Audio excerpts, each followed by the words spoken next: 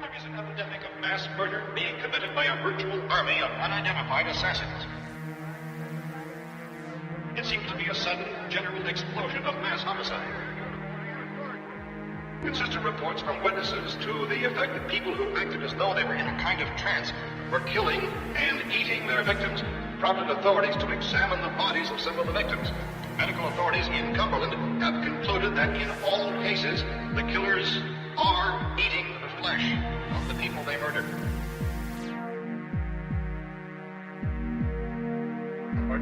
Incredible as they seem, are not the results of mass hysteria.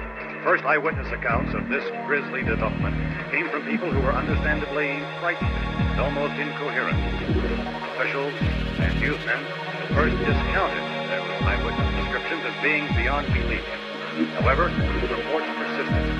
Medical examinations of some of the victims bore out the fact that they had been partially devoured. I think we have some late word that's just arriving, and I'll interrupt to bring this to you. This is the latest disclosure in a report from National Civil Defense Headquarters in Washington. It has been established that persons who have recently died have been returning to life and committing acts of murder. A widespread investigation of reports from funeral homes, morgues, and hospitals has concluded that the unburied dead are coming back to life and seeking human victims. It's hard for us here to believe what we're reporting to you, but it does seem to be a fact. When this emergency first began, radio and television was advising people to stay inside, behind locked doors for safety. Well, that situation has now changed. We're able to report a definite course of action. Civil defense machinery has been organized to provide rescue stations with food, shelter, medical treatment, and protection by armed National Guardsmen. Stay tuned to the broadcasting stations in your local area for this list of rescue stations. This list will be repeated throughout our news coverage. Look for the name of the rescue station nearest you and make your way to that location as soon as possible.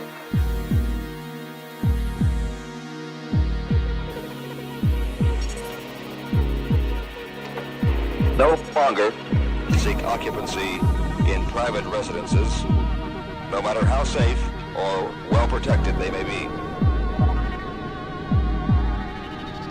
They use everybody maybe 5% of the food available in the human body. The kind of thing. With that small amount, the body is usually intact enough to be mobile when it revives. What are you saying? I mean, you scientists. Dummies! You're suggesting... Dummies! Listen! Dummies! Excuse me. Listen, quiet. One wonders whether it's worth saving. Why don't we drop bombs in all the big cities? You're probably serious. I'm deadly serious. What are the choices? They won't run out of food, young lady. That's the problem, you see. And they won't run out of food while we're still alive.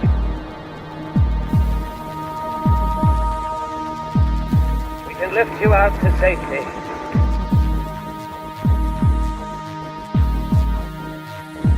Please answer my call if you can hear me.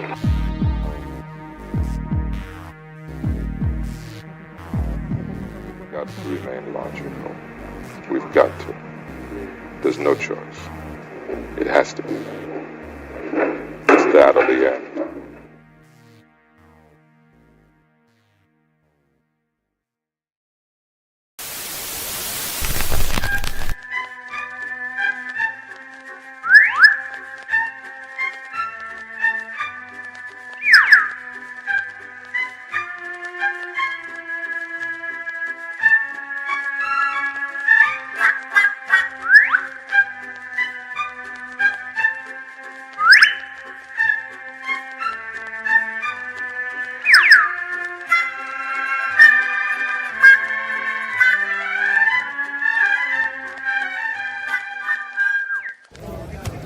Hey, it's Greg Nicotero.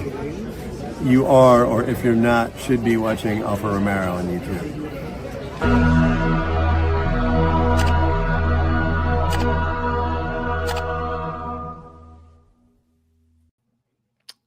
Jeez. We are live. Hey. Welcome to the world, fellas. I felt like Slipknot ready to hit the stage, and behind the curtain, it's like the bass is swelling and the curtain's about to drop, and I have to go knees to chest and start jumping around. That's a great intro, man. I love that. Yeah, I know.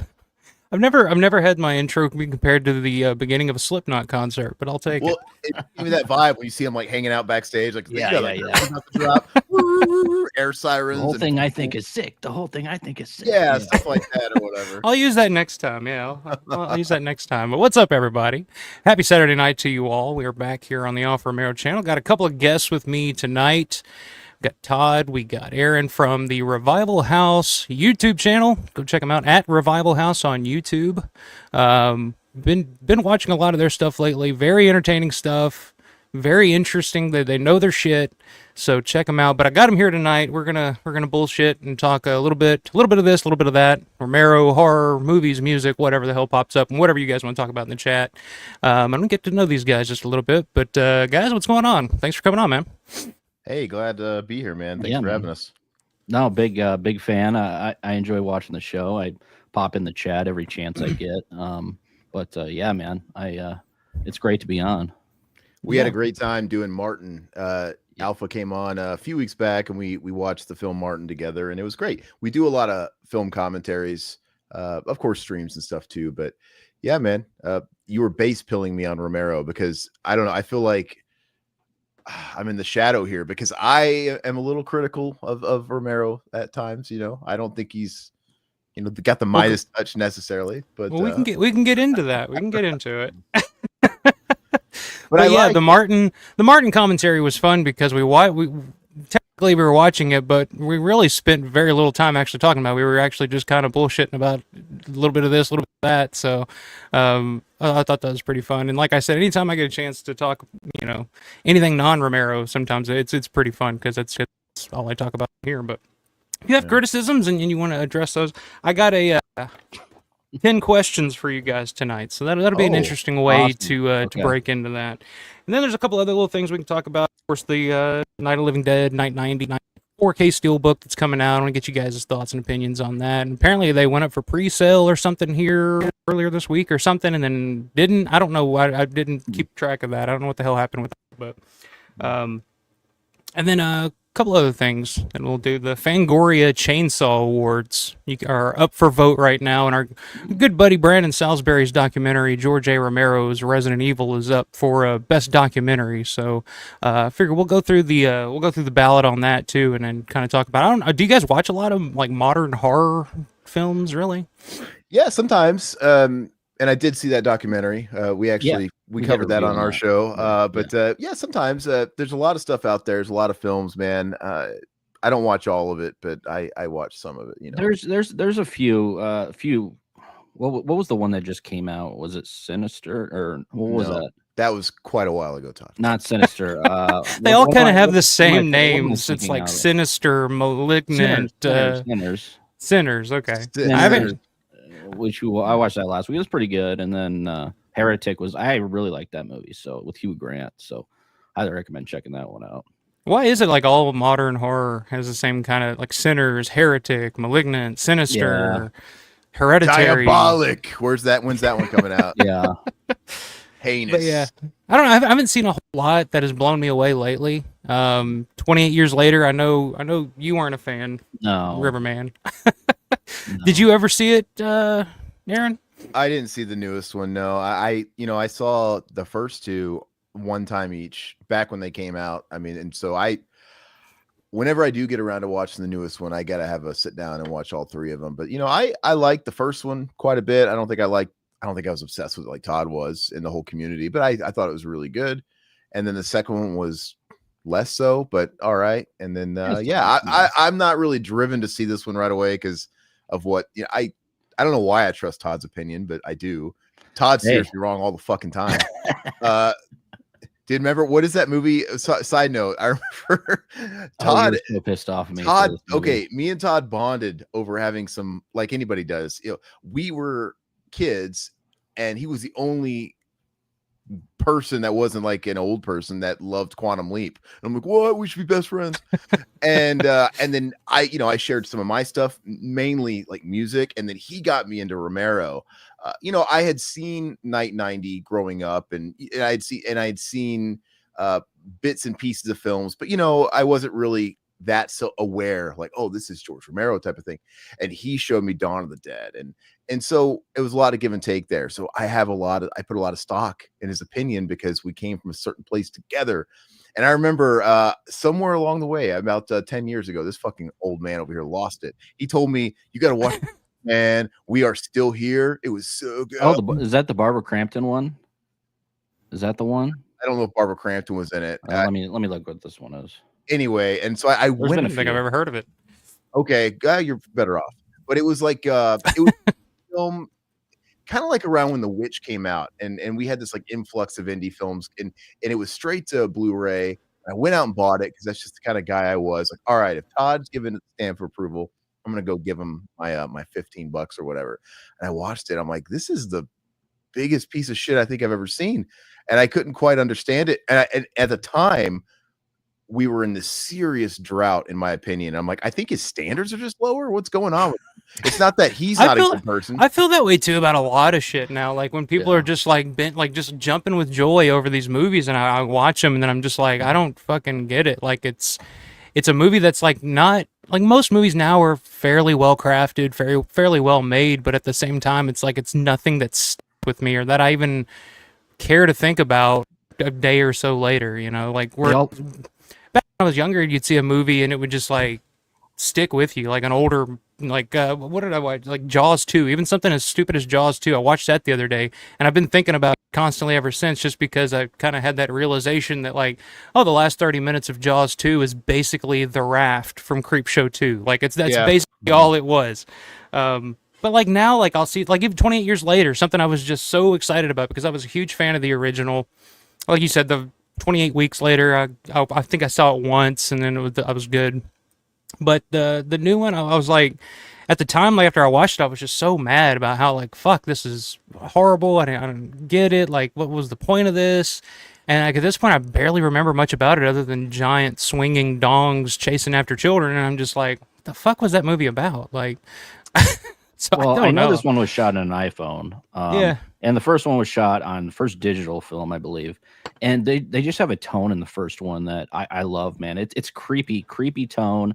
I mean, the jump cuts and everything. I mean, some people don't like that, but I mean, I love the infected in the first one, and there was some cool, looking zombies in this. I call them zombies still. I don't really care. It's a zombie movie. Yeah. I don't care what anybody says. But I'm with you, man. I love the first one. I saw it multiple times in the theater, and it's one of my favorite zombie films. So it's highly up there for me.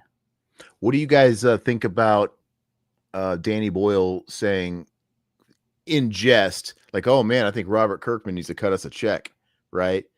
Because since that movie came out, you had the rise of Walking Dead. I think the comic started like the year after that first Danny Boyle flick, and so there's something to be said. Of course, it's like, well, dude, you're just kind of like in the shadow of Romero. You didn't invent the modern zombie. But if he's talking about, the whole waking up in a hospital thing and the world's and destitute, and there are some definite similarities. I mean, Danny Boyle ripped it. I don't know if you guys have ever seen I think it's a 1987, 86 movie, The Quiet Earth. You guys ever seen that? That movie is great. And the beginning of 28 Days Later is ripped almost shot for shot from The Quiet Earth. Like the dude waking up in the bed, like shot for shot, the opening of that. Totally stolen from The Quiet Earth.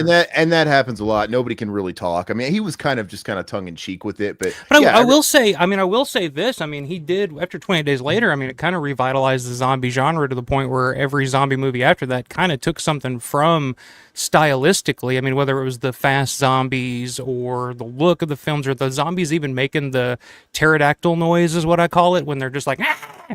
Like they didn't do that before 28 Days Later, you had, Night 90. I mean, there weren't a whole lot of zombie movies at that point. Dead Alive. So that Dead Alive. I mean, you had some stuff in the 90s, and then by the end, you had, the Resident Evil movie, which had some zombies in it, but it wasn't technically a zombie movie, but they were still basically the zombies that everybody kind of knew. But then 28 Days Later came along, and then you got the Dawn remake, and then you got, I mean, everything kind of wanted to try to copy something. So I totally get it on some level, but no, I mean, Danny Boyle, to me, 28 Days Later is a total, not rip-off, but I would say like a love letter to Romero's films, almost like from, like, by act. Like, the first act is very Night of the Living Dead. Like, they're in a house, and you know, there's the invasion of the house. And then the second part, they're like, there's the shopping montage where they're in the grocery store, which is very Dawn of the Dead. Then at the end, you got the soldiers in the house where they got the zombie chained up, where they're trying to learn from it, just like in Day of the Dead. So, I mean, it wasn't, you know, groundbreaking from a storytelling aspect or anything, but it was from a stylistic aspect for sure, I think. No, yeah, he definitely had his own unique tone to that 28 Days Later. 28 Years Later is a little too polished for me. There's a lot of artsy cuts in there, like one after another, where I'm just like, after a while, I'm just like, okay, this is a little bit, you know, a little ridiculous at this point. So it's trying to be artsy for the sake of being artsy. And then, Well, when it comes to that, it's tiresome to a point. So he's an Oscar winner since that first movie, Todd. He has something. well, that's probably why it's like that. You know, then, yeah. he's Slumdog Millionaires and whatnot. This guy has to be. And artsy, I fucking hated that movie too. Slumdog Millionaire. I was like, what I is didn't this? watch it. Yeah, I was not a fan of that when that came out. But I liked, you know, Shallow Grave. I just watched that for the first time not too long ago, which was like one of his first films. Train Spotting. I mean, he's made good films in the past, so I don't know. I like Danny Boyle all right, and I like him for 28 Days Later. But yeah, 28 Years Later or whatever, that didn't work for me, brother. You mentioned the pterodactyl shrieking zombies. Well, I would like to say it right here and proclaim that they all ripped off Harold and Kumar, that extreme goon in the gas station. That guy, like, that's what I think of when you said that. I'm like, that dude. So that was the beginning, the genesis of it was fucking Harold and Kumar. Yes. Yeah, they saw that fat ass in the gas station too. Yeah. I love that movie. Should have been let's directed see. by Romero. Yeah, that's where he should have taken his career, was Harold and Kumar. See who's in the chat here. We got PMC's Midnight Movie in the house. Says no better way to spend a Saturday night than by talking to the living dead with Guru himself, Mr. Romero. I don't know about Guru, but I'm here and we can talk about it all you want. But what's up, PMC? Good to see you. We got Michelle Parsons in the house. What's up, Michelle? Hope you're doing well. We had her on a few weeks back, and I think it was who was it? I think it was Steven was giving her shit. He was like, do you even like Dawn of the Dead? She was like, oh yeah, and she had to school him real quick. So let's see. We got My Lunatique is in the house. Says, woo, on time for this one. Glad you were able to make it. Always good to see you. We got Matt Landrum's in the house. Says, hey dudes, greetings from Sanibel, Florida. Yeah, down there in the Day of the Dead filming locations there. I got to get down to Fort Myers, Sanibel, all that here at some point before I die. That'd be awesome. Yeah. It sounds like you're having a good time, Matt. So thanks for hopping in. Got Bonnie Bailey's in the house. New photo there. Cool. It says, hello all. Happy Saturday night. Good to see you, Bonnie. We got Steven Ustrack Jr. Howdy campers. What's going on, Steven? Speaking of the man himself. Giving poor Michelle a hard time. And she had to, well, I think he came back and told her she was the prettiest Canadian that he's seen since Trish Stratus, so I guess it came full circle for her. So. Ooh, we're gonna have to have some pics for proof. Good Lord, I don't know. Stratus. I'm a huge Alanis Morissette fan, so there you go. That fucking horse face. I'm sorry. Alanis Morissette. So yeah, my man was shooting his shot. That was for sure. We got PMC said watched Creep Show today for the first time in a while. I'm surprised to hear some Night of the Living Dead in its soundtrack. Thought that was curious. Well, yeah, I think so before John Harrison did the score on Creep Show, George originally wanted to just use all library tracks and all needle drop to kind of give it that old school comic book feel, I guess. But so yeah, it wouldn't surprise me if they used some of the stuff from Night of the Living Dead, because that's all that was in Night of the Living Dead, was a lot of library music and stuff that they pieced together. Got Brett's in the house, 1911 guitar dude. Hi, hope everyone's having a great Saturday night. Matt's Saturday sounds the best. Lucky, yes it does. It sounds very nice. Good to see you, Brett. Hope you're doing well. We got Chintz. 2D is in the house. That intro is gold. Thank you very much, sir. I'm going to use it for a Slipknot intro at some point now that that's in my brain. PMC says, did Romero work on Hitchcock's North by Northwest in '59? And if so, did he meet the legendary? We actually covered this last week at the very end of the show, because I saw you'd mentioned that question on one of the comments, and I wanted to touch on that because I thought it was interesting. But yeah, Romero was grip on Hitchcock's North by Northwest in 1959 when he was like 19 years old. And that did kind of lead him to want to become a filmmaker, and he didn't want to be anything like Alfred Hitchcock because he saw how Hitchcock treated his actors and how Hitchcock treated his set, and Romero was completely put off by that and put off by the studio system, and that's kind of what inspired him to want to stay independent and not ever be anything like Alfred Hitchcock. So in a way, yeah, Hitchcock did inspire George, but maybe not in the way that most people think. But yeah, if you want to go back and listen to that from last week, it's like the last 10, 15 minutes of the show. We kind of got into that. I got into it a little deeper than that, but speaking of Hidden George real quick, I've never seen it. O.J. Simpson Juice on the Loose. Have you seen that? Yeah. How is the documentary? I mean, it's a really great documentary. I mean, it's interesting to see OJ at the time, and you can kind of see George's style kind of developing in terms of the editing and whatnot. But I mean, it's just a typical documentary. It became big again. I think they started selling VHS tapes of it in the 90s after the whole OJ thing went down. But it's so weird because you watch it, and OJ's such a calm, like, kind, gentle guy, and then it's like, oh yeah, like 20 years later, he, is cutting people's heads off and shit. Yeah, it's just so, and it makes you kind of wonder. It's like, Jesus Christ, like, how did this guy snap? Because he's so likable and brain injuries, bro. The brain injuries. Yeah, CTE. Yeah. You think that's it? You think that's the major cause of it, or did he just have enough of?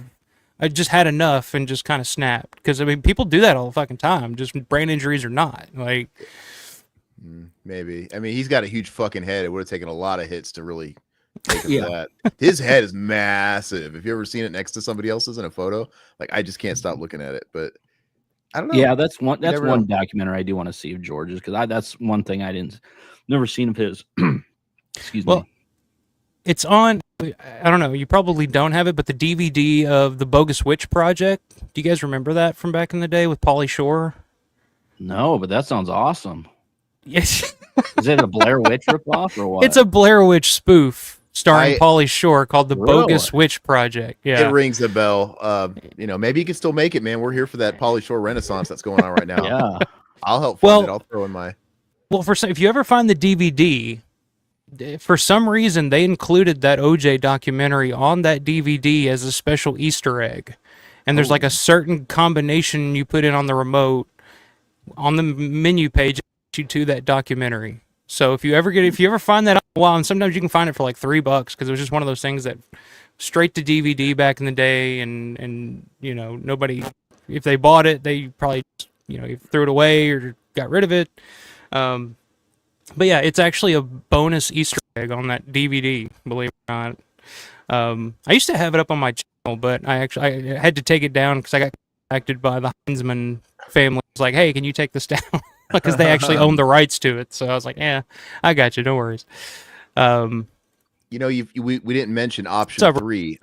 Well, option 3 on what happened to OJ. He could have just been a total freaking sociopath, right? I mean, yeah. Even after, in the wake of all this, like writing the book, If I Did It, and he's like, oh, he sounds like Dr. Hibbert, like a real life Dr. Hibbert, super overly jolly. I mean, his Twitter was hilarious. Like, hello, Twitter world. Yeah. Hello, Twitter world. I mean, if for a guy to do what he did, let's face it, he did what he did. He could just be an absolute sociopath. That's probably it too. And I would think also a part of that, you got to his entire life, he was America's sweetheart. Mm-hmm. Great football player, everybody's favorite football player. Then he's dude, yeah. Mm-hmm. Yeah, then he's an actor, and he's in the Naked Gun movies, and then he's beloved by everybody. He's the boy next door, everybody loved. And at the same time, he's going through this marriage where his wife is cheating on him with a waiter, and you got to think, like, how does it handle that when everybody else is praising him constantly, and then like the one person that. Yeah.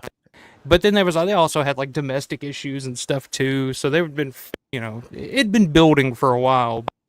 My boy Yeah. wasn't getting it done at home, man. He wasn't giving her what she needed. She had to No, step out on the listen, side and It's get it getting from stopped a at the minimum 1 wage. yard line at home. Yeah, exactly. Matt says 28 years begs the question, does everything need a fucking sequel? Number 28 days was fantastic and would have been fine as a standalone. Not every story needs another chapter, but money. I agree with that. But again, it's like now modern Hollywood, I mean, pretty much since the 80s, I guess. I mean, it's gotten worse, but anything that has like a recognizable title or is marketable, studios are going to, because there's a handful of studios own everything now. If they find something that's like, oh, maybe we can make something out of this, they're going to do that before it's guaranteed trying money. to- I mean, yeah, no. or so they think most of the time. Well, but yeah, but I mean, most of the time they're right. So people will go see anything. But speaking of people going to see anything, I don't know. Do you guys say you've seen the new Superman yet? That's what everybody's talking about now. I thought you were going to say, speaking of anybody else saying anything, Todd saw the Minecraft movie twice. hey, He my did. my kids are actually watching it upstairs for the third time. Okay. Yeah. No, I have no interest in seeing. I don't need to see another comic book movie for the rest of my days. If it's not Yeah. Batman 89 or Batman Returns, I ain't fucking with it. I just If it's I not can't. Superman 4 Quest for Peace, I'm out. Hey, that's one of our next couple of commentaries. That's one of my favorites. There you go. Take advantage of the it's timing shitty, there. but I love it. They don't wait long enough. And here's the thing with that whole world of comic book movies. Todd gives me shit for it, but dude, he doesn't know what he's talking about. So when they made the X-Men, Batman kind of died down, right? Batman, the first couple Batman movies were great, and then Joel Schumacher killed it with Bat Nipples. Then it kind of died for a few years, and then X-Men came out, and that is like kind of responsible for the Big Bang, in my opinion. That first X-Men movie. I don't love that first X-Men movie, but X-Men 2, it's a fucking great movie. I don't care if it's a comic book movie or not. X-Men 2 is great, and of course, Toby Spider-Man, blah blah blah blah blah blah. When as a kid that grew up liking all that crap, I used to read the comics and I used to collect comics, and I like the property. I love the 90s cartoons. I'm a 90s kid. I love Spider-Man. I love X-Men. I used to watch Batman. Yeah. So I like the IP. And so when they announced, holy shit, Marvel is actually going to do their own stuff, and they're going to launch this thing and build into the Avengers, and they're going to, because the Avengers was nothing but a bunch of C graders, Iron Man, Thor. This is stuff that really never typically left the pages. And they're going to make big, giant blockbuster movies off. So I thought at the time, this had never been done before. They're literally going to do a shared universe. They're going to do it just like the comics, where they all existed in the same world and they would show up in each other's comics and issues. And I thought it was awesome. Then Disney came in. They bought it after a few films, and we've been experiencing multiverses for 15 years now, if not longer. And everybody and their mom does it now, and it's just enough with it. So they've killed it. And as far as DC, dude, they literally need to hit the pause button on all this stuff for 10 years minimum. Because for anybody to even care about, for me to even care about it, I've never liked Superman anyway, so I don't give a shit. I'm not gonna watch that. But none of it. Yeah. Anything outside of Batman, like I went to see the Batman, the last one, thought it was okay. Yeah, it's fine. It's like the Nolan, like Christopher Nolan's Batman's kind of changed the game for everybody. After Nolan's Batman movies, they all had to be like superhero, like dark. super serious, dark, But outside of I'm just not a fan of CGI for one thing, and that's all these movies are. It's just constant bright lights and loud noises. It's like I'm sitting. I feel like when I'm watching these at a theater, which I don't see them often, but I feel like the guy at the end of 2001: A Space Odyssey, when he's just like being bombarded with these bright lights and flashing lights and shit. Stimulus overload. But it's just I can't handle it anymore. Nolan set that standard that everybody had to be dark and brooding and whatever, and grounded in realism. And then Marvel, of course, they came out and said, well, hold our beer. But they took it too far. And then we have Thor 3, 4, 5, where it's not like he's doing nothing but cracking stupid jokes. And the movies progressively get worse looking. Like the first Iron Man looks fine. The first Thor looks fine. It's like a fish out of water story. They weren't getting crazy with it. We're not in Asgard. By the time you get to the third one, man, these budgets are ballooning. It's like every movie has like a $300 million budget. And I'm guessing all the money's going in marketing, or like, because they have to have like 1 million A-list stars in it. I don't know. Mm-hmm. But now everything is on a green screen. And I always talk about this on our show. Well, you know, when Todd lets me, right? He doesn't fucking want to hear about this bullshit. But when I saw Thor 3, and this is like after a couple of Avengers movies, we're balls deep in this whole thing now. And I think in the story somewhere, like Anthony Hopkins' character was in like hiding or something because I think Loki like usurped the throne. I don't know. Don't fact check me. Anyway, he's in hiding, and he's hiding out like in New Zealand in the real world.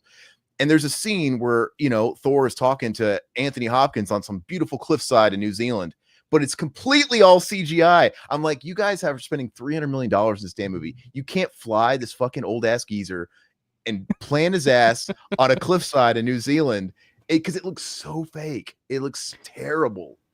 It doesn't matter. I wonder at this point, I feel like there's a younger generation that sees stuff like this and is so used to the overly done CGI and stuff that when they don't see that, it's like, what is this? It doesn't compute to their brains. You know what I mean? Like if they were to watch, I don't know, something like the original Willy Wonka and the Chocolate Factory or something that would be done with so much CGI today. Back then, practically, I feel like you show that to a younger, you know, 10, 11, 12-year-old now, they're looking at it's like, what is this? To me, it'd be like looking back at, you know... Star Wars. I mean, they use miniatures, you know, stuff like that. Yeah, I don't know. I think at this point they're just kind of like, hey, everything has to be CGI. Everything has to look like a video game cutscene, or it's not going to compute to the hip young audience. I don't know. It's in the eye of the beholder. Yeah, I mean, I've had those experiences too because I'm so much older than a lot. I've got 10 kids in my family, and I'm literally like 20 years older than the youngest, and I experienced some of this stuff firsthand. And you know, actually, a movie that we talk about quite a bit, Hellraiser 2. I remember getting a comment about.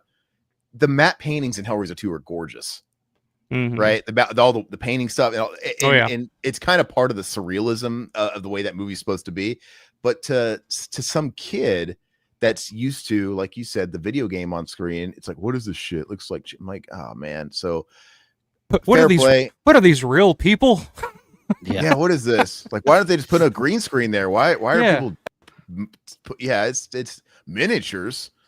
It's like, well, wait till I show you how they made the Terminator shit with the miniatures and all that stuff and the skull. Awesome, dude. It's brilliant. But like, I feel like if they saw how the sausage was made, they'd be like, it's like a baby's toy, you know? Yeah. It's sad, but like I said, kids from the time they're born now, they got screens in their face, and I'm sure they feel like the guy at the end of 2001. It's just constantly from the time you're a baby, just being blasted with this shit in your face, and it's kind of. I try and give some of that a little bit of grace, though. Like I don't. CGI has come a long way. It's not like it was. I feel like we've stalled. We've kind of capped out in the last 10 years. It hasn't gotten any better, but there was like a rough period. Like, you know, those mid to late 2000s, like your Van Helsings and shit like that. It was just like, I tried to give it a little bit of grace because I'm like, you know what? This CGI is no different than stop motion Jason the Argonauts type of stuff. It's like, it's just kind of this or that day. And I kind of like that stuff, but it's just, I'm partial to it, right? I grew up watching these movies that would do stop motion. Like, you know, the original King Kong or something like that. Like, even though you can tell that animatronic or a puppet, stunt motion or whatever, you know, to me, it's still like in my brain, it still computes as like, oh, this is a real actual object that is being filmed and is doing things in front of the camera, you know, and that computes better to my brain than, oh, you can tell that this was just done after the fact, you know? Yeah. Watch the original. It takes me out of it. Watch the original Evil Dead on Blu-ray. You can see all the fish line. You can see you can see where the makeup where it ends and the real skin. I love it. Yeah, like you said, it brings a little bit of humanity to it, and I like seeing how the sausage is made. It's not as exciting when you see the mocap suit, a guy with a bunch of balls all over his body, and it's so silly. It's no. Hey, but you know what? We're gonna pine for these days someday soon when it's all AI. We're gonna be like, God, I wish we had a guy behind a computer actually program. I miss the guy who did a mocap. I miss having a real actor on screen. Yeah, somewhere. I miss human beings. Yeah, where did they go? Well, why do we give Jar Jar Binks so much shit? At least that was a real dude. Yeah. Poor Jar Jar. PMC says Day of the Triffids from the early 60s. I've never seen that. I don't know if you guys have ever seen that, but it says the hero waking up in a hospital only to find out that plant monsters have invaded Earth, and they all copied that. Okay, so that's where it all began. I feel like that's a pretty old hat thing. I think a lot of people have recycled this whole thing. Yeah, trope. Yeah, pretty easily. Steven says, I wasn't trying to give her a hard time. Just want to make sure she wasn't like the foreign menace you've had on your show before. Oh, are you talking about the Eurocrypt guys? So I had, I don't know if you guys have ever watched the Eurocrypt podcast. They do it on like deadpit.com. Oh, sometimes. yeah. Mm-hmm. Dirk, Dirk, guy, Dirk, and Dirk and Darren, great guys. Darren, They're super interesting. I love they know European horror like the back of their hands, and they're brilliant. So I love those guys. I had them on, had a great time on their show. They came on my show, but I was like, you guys may get some heat because they both despise Dawn of the Dead. We have So a I lot of was like- listeners on our show that do as well. We've which talked is crazy. to these people, and I respect everybody's opinion, but sometimes when they say something like that, are you just trying to be a contrarian, like edgy person? Because It feels that way, especially now. Like, it seems you hear that more and more now. Yeah. And those guys, it's so interesting because it's not like they're younger. They're not used to that. An older film like that, because I mean they're they talk all old giallo and stuff like that from back in the day. But it's the same people. It's the same people that say in these like elitist film groups that Forrest Gump is the worst fucking movie of all time. I'm like, all right, look, overplayed, sure. Worst movie It's of fun, all man. time? I Like, love first of Forrest all, it's, let's be honest, as far as blockbuster, it's a great movie. You should get over your fucking self. But really, it might not be for you like Dawn of the Dead, but like it's terrible. Like, really, you can't stand back objectively and appreciate anything about it. I think what I've always tried to do is, if you're going to critique something, movies are very hard to make. You need to try and find the good, because if you can't find any redeeming qualities in something, then my friend, you have truly found the bottom of the barrel, and that might deserve your vitriol. But like, dude, Forrest Gump come on, get over yourself. Dawn of the Dead, get over yourself, dude. Yeah, I just think when a movie gets overly, I mean, Dawn of the Dead is usually universally beloved by horror fans. I mean, it's pretty much, whether it's your favorite movie or not, like, it's always been kind of like, oh, this was the beginning of that era of horror, the slasher films of it was the beginning of the 80s, where I think everybody kind of fell in love with horror after that. I get it. I get it. I get People it. are just, yeah, if it's to be contrarian. Some people think it's boring, and that's totally cool. Like, that's fair. Like, oh, it's a little sluggish to me. It's kind of boring, or the blue zombie thing and the bright. It's not really my jam.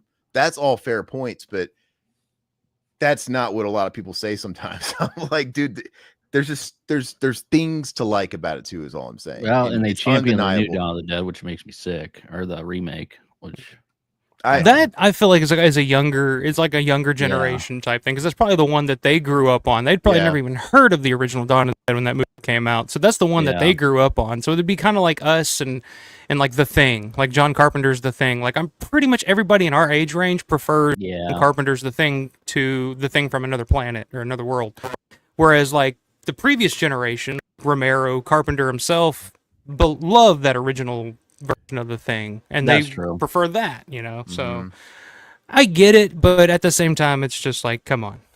It sounds like toxic positivity. Believe me, it's not, because I despise toxic positivity, but I challenge anybody. I literally try, and even if I don't like a movie, I'm like, well, to myself, what's at least one thing I can say good about it, right? Well, I'll pitch to the test right now, because I'm actually watching. I'm actually watching this right now because you guys mentioned it on the stream that we did over on your guys' channel. Children of the Living Dead. Oh, okay. Say something positive about it. I dare you. I could say positively that the director tried. The director was not aiming to make a bad movie. No, I'm serious. I know it sounds like I'm taking the piss, but he really was trying to make a good movie. He got caught under the wheels with the machine and all the fucking nepotism shit and the way it all works. He thought he was signing on to make a legit like follow up to Night of the Living Dead or whatever, and politics got into play. He knows he made a bad movie. No, producer took over, I believe, and she wanted a certain way. I think it was like the daughter of what's his face. Yeah, it was like the daughter. So it was one of these situations where it got away from him quick, and so I look at it. I'm like, this guy really tried. I feel bad for this guy. It takes a village with these flicks, and they all have to fire off on every cylinder for it to be good sometimes. And so I look at that. First 5 minutes are fun. Yeah, and Oh yeah, well, that's what I was gonna say. Like the first 10 minutes or so with Tom Savini, like Yeah. it's a fun, and but then after that, it just It kind of stops. goes downhill really quick. then yeah. it comes that Abbott guy, just kind of like a cutaways. The Abbott guy Yeah. walking around and howling at the moon, like just to remind you that we're still in a zombie movie because we have to cut away to the Abbott guy wandering through the woods. And when, Like I said, I'm watching it now. I have it on the screen here just for shits and giggles, and I keep peering over, and it's just like a bunch of nothing happening. I don't know what's going on. It's been a long time since I've seen it, but You're not missing a whole lot. I do own it too, but yeah. yeah. But that 100%, yeah, the first 5 minutes, but then they kind of bait and switch you. But that's what I would say is nice about it. Yeah. Rick, the North Going Llama. What's up, sir? Good to see you. Michelle has Juice on the Loose on VHS. So there you go. Nice. I actually don't. I've seen that on eBay, but I don't have that on VHS. I just have the Easter egg version on the Bogus Witch Project. This is a good point too. I don't know if you guys have ever heard this. Matt says OJ was originally eyed to play the lead Dawn. That would have been interesting. Did That you would guys have been know that? awesome, actually. Yeah. No, yeah. Can you imagine instead of Ken Foray, it's OJ? Even though Camp 40 is great in it, but Oh, it's you're just assuming it was the other black guy. He had to have been playing. What if they could have had? He could have been opposite like Ken Fourier. You know? Camp 40 is great, but could've been Roger. OJ was fun too, man. I mean, How do of course we I hate know he OJ, wasn't but the guy that got his head shot off in that Puerto Rican apartment complex? Yeah. That was his original role. We're just gonna shoot you. We're just gonna blast your head off. That's fun. That's all we need you for.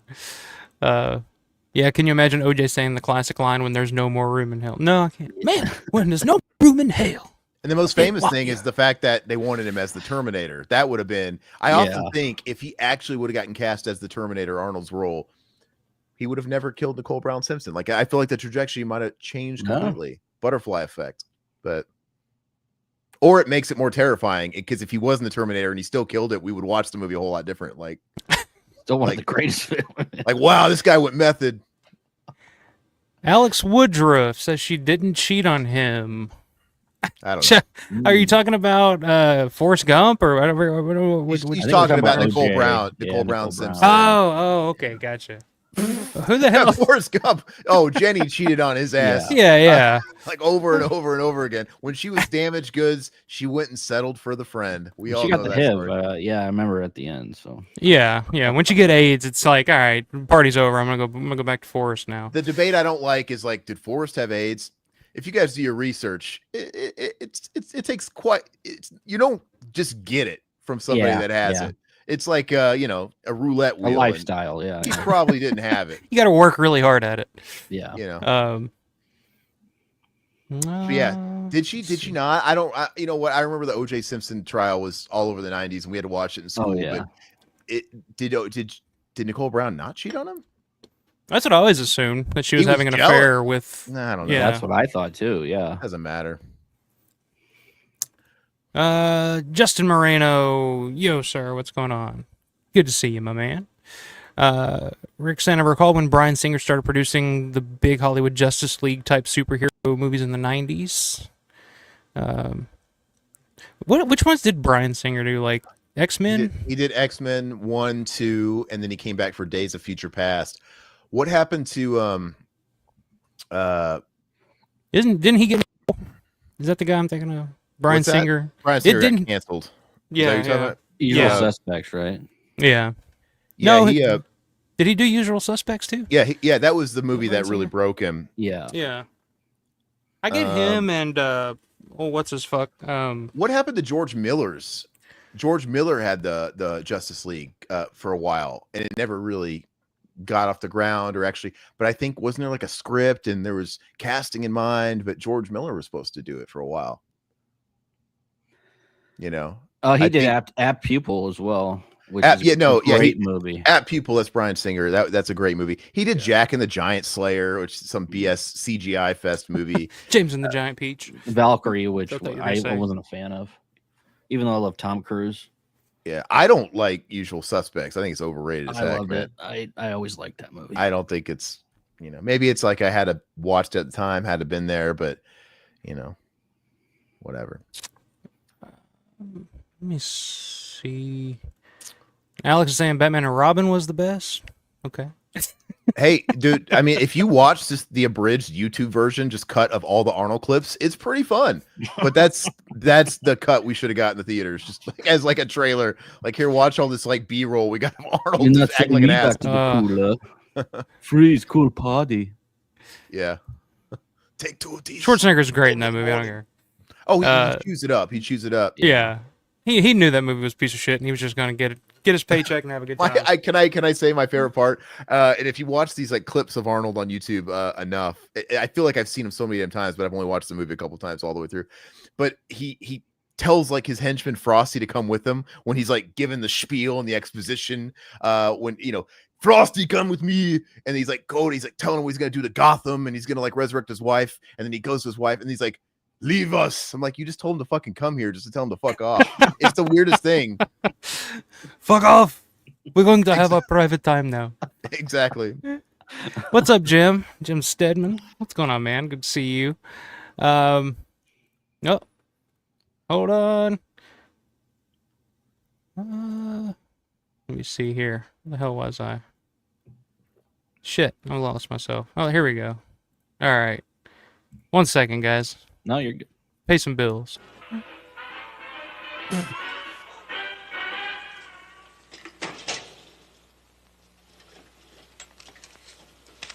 You never know. Money, money, money.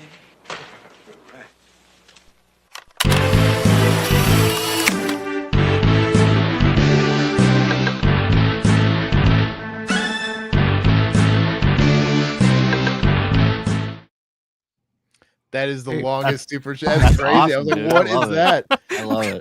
I have an abridged version too, but when I was watching that, it was really cool. I'm like, did anybody else think Flyboy reminded him of Kurt Loder from MTV?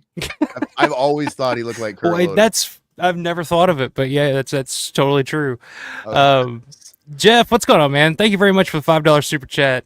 It says, what's up, all? Hope everyone's enjoying their weekend. Also, did anyone see the Linda Blair Witch?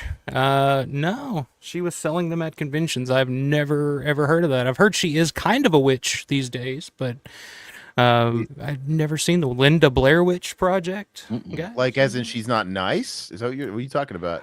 I've heard she can be kind of a crabby. Wow. She doesn't like talking about Exorcist, which is the only reason that she's pretty much there, basically, is what I've heard. I've never gone up to her or anything, but I've seen her at one, but her line was too big. I'm like, I don't really get involved with all that, but wow. Yeah, I don't know. Never heard of the Linda Blair Witch Project. Though, Maybe she's bitter that they took away her Oscar. Maybe, I don't know. I think she's just not. I don't know. From what I hear, she just wants to talk about like dogs and stuff these days. That's kind of. She's not too interested in her movies. Go to a dog convention. You dumbass. Well, nobody at a dog convention's gonna pay her pay her a shitload of money for her autograph. So you fucking old bag. God. Yeah, that's right, Justin. Justin says Dirk calls it Yawn of the Eurocrypt. Yeah, Dirk calls it Yawn of the Dead. What's up, Mayor? Mayor says Lauren is the one that I can't stand. Dirk and Darren are awesome, though. Yeah, Lauren is the one, because I was on a stream from them one time, and Lauren was just kind of going on and on about what a piece of shit Dawn of the Dead was, and I had to hop on and defend it, and I was just like, dude, I don't have anything against Lauren. He seemed, but yeah, I could see how he could get under people's skins sometimes, but yeah, Dirk and Darren are my homies. They're my homies too. They're my homies, and even though they don't like Dawn, I don't want to. Can't hold it against them forever. No. That's a good question, Mayor. Will the new generation prefer the prequel of The Thing to the original? I fucking hope not. They won't, because they won't be playing that in syndication all the time, because it's going to be lost to time, right? It's not like the Russell thing. I don't think it's that bad. I don't think so. Steven says, sorry, can't go with you on the Gump love. I'm a Pulp Fiction fan and never forgave the Academy for shortchanging it the way they did. Yeah, I agree with that. I mean, 94, you look at what all came out in 94. For Forrest Gump to win Best Picture, I mean, beat out Pulp Fiction, Shawshank Redemption, Ed Wood. I mean, some of the best films ever made were made in 1994. It's pretty crazy that I get it. I mean, it's a total Hollywood film. Yeah, but look at it this way. Once you free yourself from caring about awards because they don't matter, That stuff's not going to bother you. It really doesn't. It's just it's so stupid. But it's also I don't know, man. I think Getting Even with Dad is pretty much one of the best movies in '94. Yeah, that mullet, Macaulay's mullet, dude. Beautiful. Don't you wish Mullet, mullet.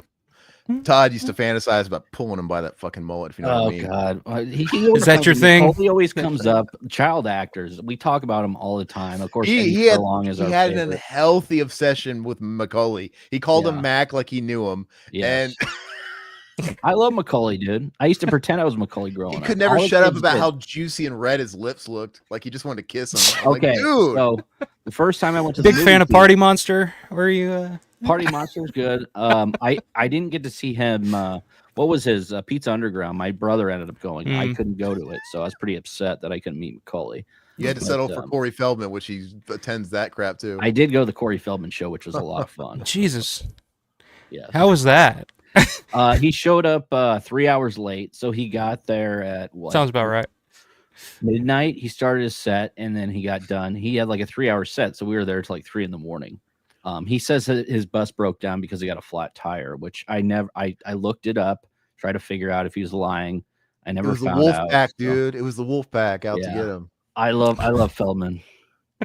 I love that. The best Do you thing think? in the world. Do you think he's serious though? Do you think he's legitimately believes that what he's doing is good, or is this just a big fucking troll? He did until he went with Fred Durst, and once he got with Fred Durst, he kind of knew that he was trolling people. But Here's what happened.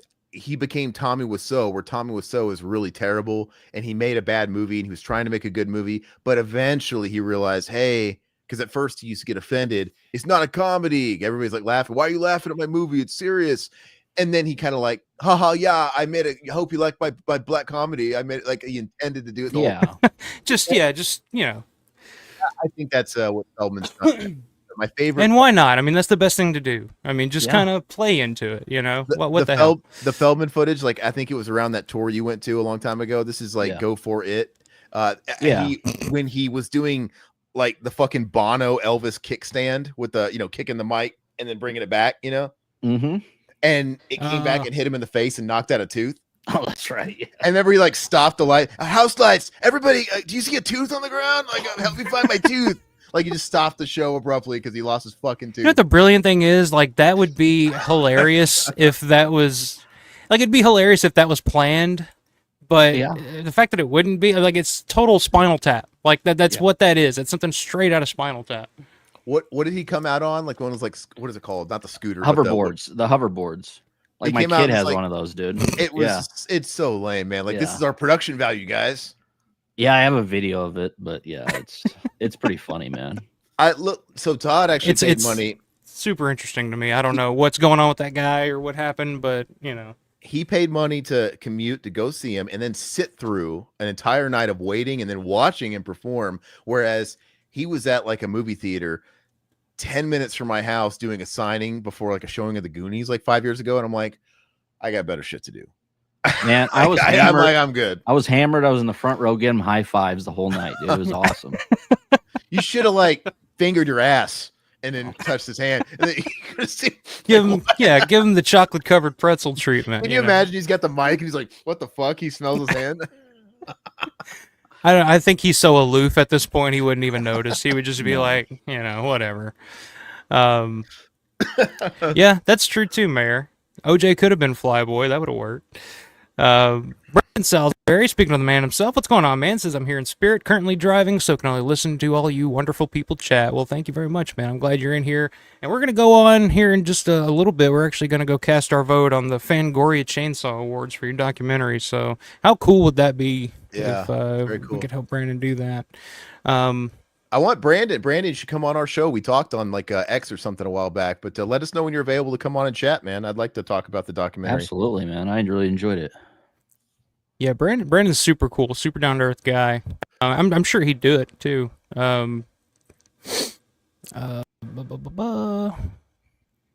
Rick wants to know: has anyone seen the new Jurassic Park / World yet? I have not. Have you guys? Please refer to my Corey Feldman answer. I got better shit to do. I like the on. first one, but I couldn't get into any other ones. I saw this trailer with the whatever their like big bad is supposed to be in this movie doesn't resemble anything like a dinosaur. It's like a giant like mutant. It's like, what is this anymore? This is so dumb. It's gone beyond the whole point of the movie to begin with, to where it's dinosaurs, it's just giant monsters. Yeah. The only one that matters is the first movie, Lost World. Even though it was still based on a Crichton book, it's not very good, and it's just that's Yawn of the Dead for me. It's just kind of blah. Like, I saw the first one in the theater 7 times when I was a kid. I loved it that much. That was when event movies mattered. Yeah. Now it's like blockbuster is kind of a dirty word to like film snobs, but dude, I mean, it was kind of a genre all to its own. It wasn't, I don't think it was any lesser or more. It's like you have indie horror, you have whatever, and then you have the blockbuster, because a blockbuster used to be about, indie horror, I think it's like, hey, we don't have the money. How well can we scare you with little? And then a blockbuster was all about, hey, how are we going to push the envelope? We're putting a bunch of money in this project to make it an event, and we're going to show you what technology is capable of. And you had movies like T2 pushing the envelope. That Jurassic Park, dude, with the animatronics and stuff like that, still looks fantastic today. And why is it a dirty word today, Alpha? It's because go back to Thor and Avengers, it's now in front of a green screen. It's like, this isn't about pushing the envelope on what technology can do, and it's just it's kind of totally regressed. But it used to be a great thing. Yeah, that's all I'm saying. Hold up.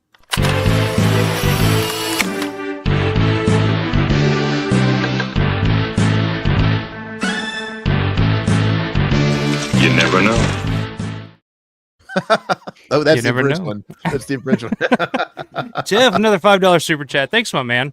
It says the interview you guys did with Michael was rad. I subscribed to your channel, and Corey Feldman is a nut, but in a fun, funny way. I agree with that. Yeah, that was a fun time on you guys' channel doing that Martin commentary. But yeah, thanks. That's right. You're Michael. I was like, what the fuck? I was like, oh yeah. That's my shoot name. That's my shoot name, guys. Yeah. No, it was a lot of fun, man. Anytime you want to come on, just let us know.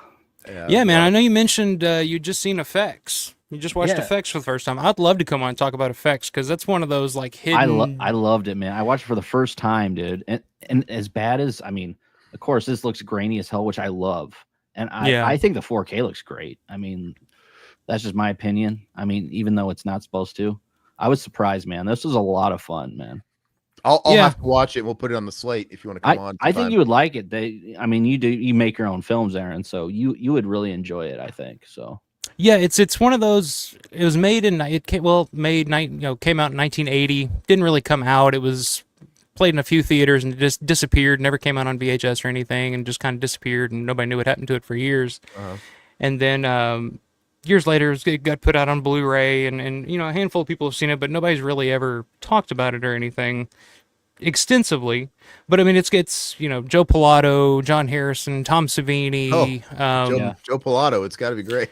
He's good in it, man. And he's in it. It's like a completely different type of role than Rhodes too. He's like the protagonist. He's like the likable main character in it. But there's aspects of this film that are so ahead of its time that I think that it's before elevated horror was a thing. Like I feel like it's kind of like I always look at it's like one of the original A24 type films or something, where it's a little, there's different layers to it that's psychological, but at the same time it's like, what am I watching? Like, is this real? Is this fake?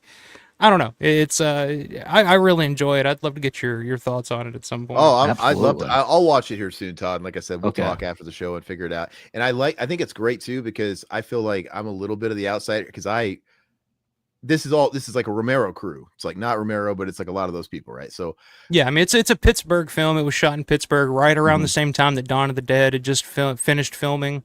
It's the Boobas, Pat Booba, Dusty Nelson directed. So I mean, it's the same Pittsburgh kind of crew that made this other little thing that was kind of forgotten about for years and years and years, and then rediscovered 20 years ago or whatever it was. The special features on that's great too. If you haven't seen those, of course they do interviews and everything. The interviews are great, so I highly recommend checking those out too. And there's also the documentary that I don't know if you guys are fans of Michael Felsher, Red Shirt Pictures. Oh yeah, Mike. He did documentary After Effects, which is a full-length documentary about the making of effects in Pittsburgh filmmaking I around that haven't same seen. time. I need to see that now, man. That's, Yeah, you gotta check Okay. that out. That's really good too. The mayor says OJ could have been originally cast as Wooly. I like that idea. Can you imagine OJ as Wooly? Wooly. That'd have been a challenging role. Blake, what's going on, man? Blake Allen's glad to get in here live. Glad to have you, my man. Always good to see you. It's been a few weeks, but good to see you. Rick says it seems like Netflix is producing the most talked about shows like Stranger Things, Wednesday, Squid Game. Yeah, that's the thing. Like we were talking, so Dead Pit the other night, they were doing a tier list of all the creep show segments and where they would put what, and then the conversation turns to anthology films. Like, why aren't there more horror anthologies? And there are, but it's all straight to streaming and stuff now. They don't really do theatrical horror anthologies anymore. Trick or Treat was the last notable one, right? But even that was limited, if nothing else. Like, it didn't get a big release when Trick or Treat came out. Like, that was kind of so that the whole idea that Hollywood's always had that like horror anthologies don't work, like, but it's like at this point, like, why would you even need to make a horror anthology when you could just do it streaming and just make it a series like a Black Mirror or something like that. Like Black Mirror would have been a horror anthology 30-40 years ago, but there's really not a need for horror anthology films anymore when everything is so accessible through streaming and stuff, Netflix, Hulu, whatnot. Speaking of creep show though, so of course I'm a huge Romero guy. Dawn of the Dead is actually my favorite film. But Creepshow 2, I like Creepshow 2 better than the Creepshow 1. Ooh, that's a hot take. When we did that, I think, did we do Creepshow 2? I think was for members only, I think, and we did Creepshow for I couldn't remember commentaries. But when we were watching it last time, it was interesting rewatching because we rewatched both. I don't think I've ever watched them right back to back because we did both commentaries. I'm like, okay, now that I could see them together in one sitting. Yeah, we kind of had that hot take, like, man, I might slightly prefer. I mean, I still love the first Creepshow. Don't they both have their.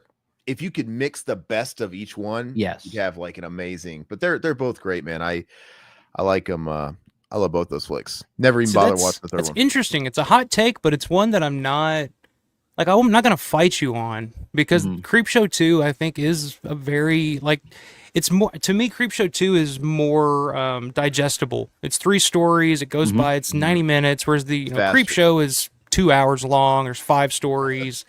And then Creepshow 2, it's like you got The Raft, which I think there's an argument to be made that The Raft may be the best Creepshow story out of both films. Like, it's so good. And then you got, Old Chief Woodenhead. You got. I actually like the theme for Creepshow 2 better than the original Creepshow. Like the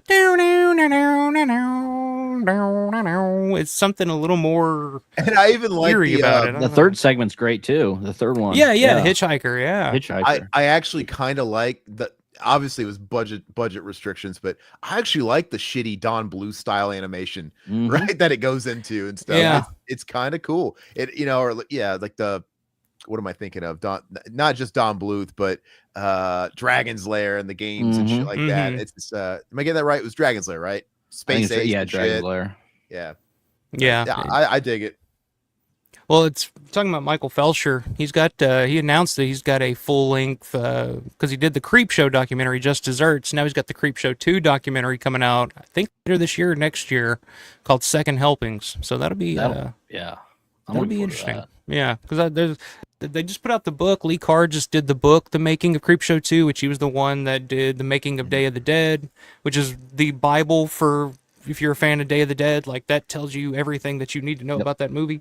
I haven't checked out the Creepshow 2 book yet, but I'm sure it's interesting that there's more and more love and more information coming out about Creepshow 2 over the years. Because when I was younger, like, nobody talked about Creepshow 2. It was all just Creepshow, and then.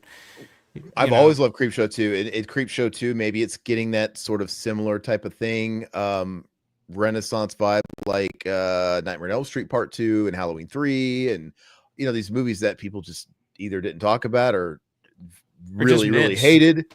And now they suddenly like it. And I think it's great those movies are getting their due, but I can at least say I was there from day one, baby. I loved when my parents bought the VHS to Halloween 3 and like, what the fucking shit is this? I'm like, this is great.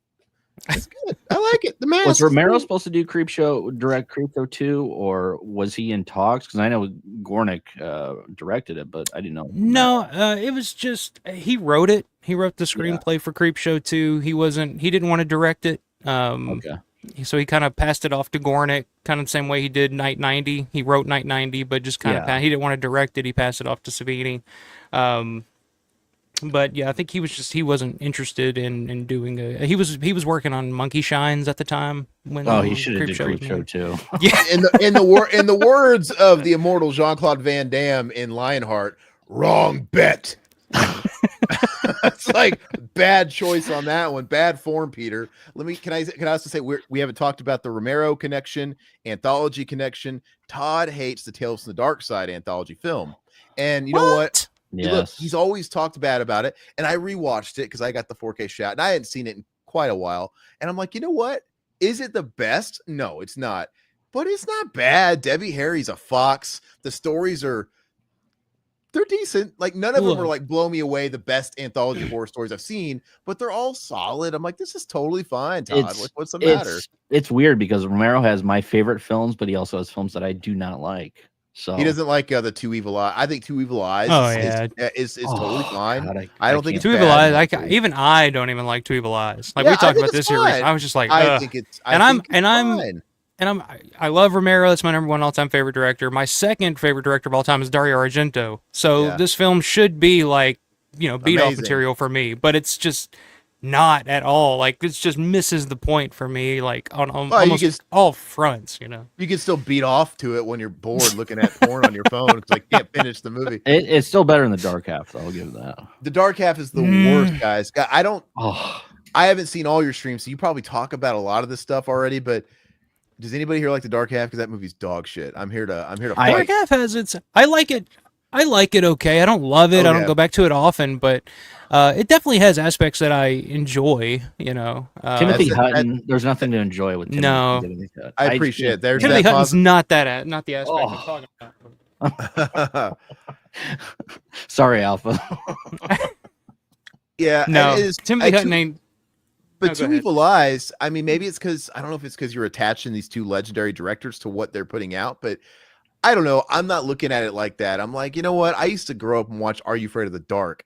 This is okay. You know what I mean? Like I'm kind of like better than Are You Afraid of the Dark? I'm grading it on a very broad scale. This is me being positive here. It's like it's fine. It's okay. It's not. It's only 2 stories, and I think George Romero's is much shorter than Argento's. I think.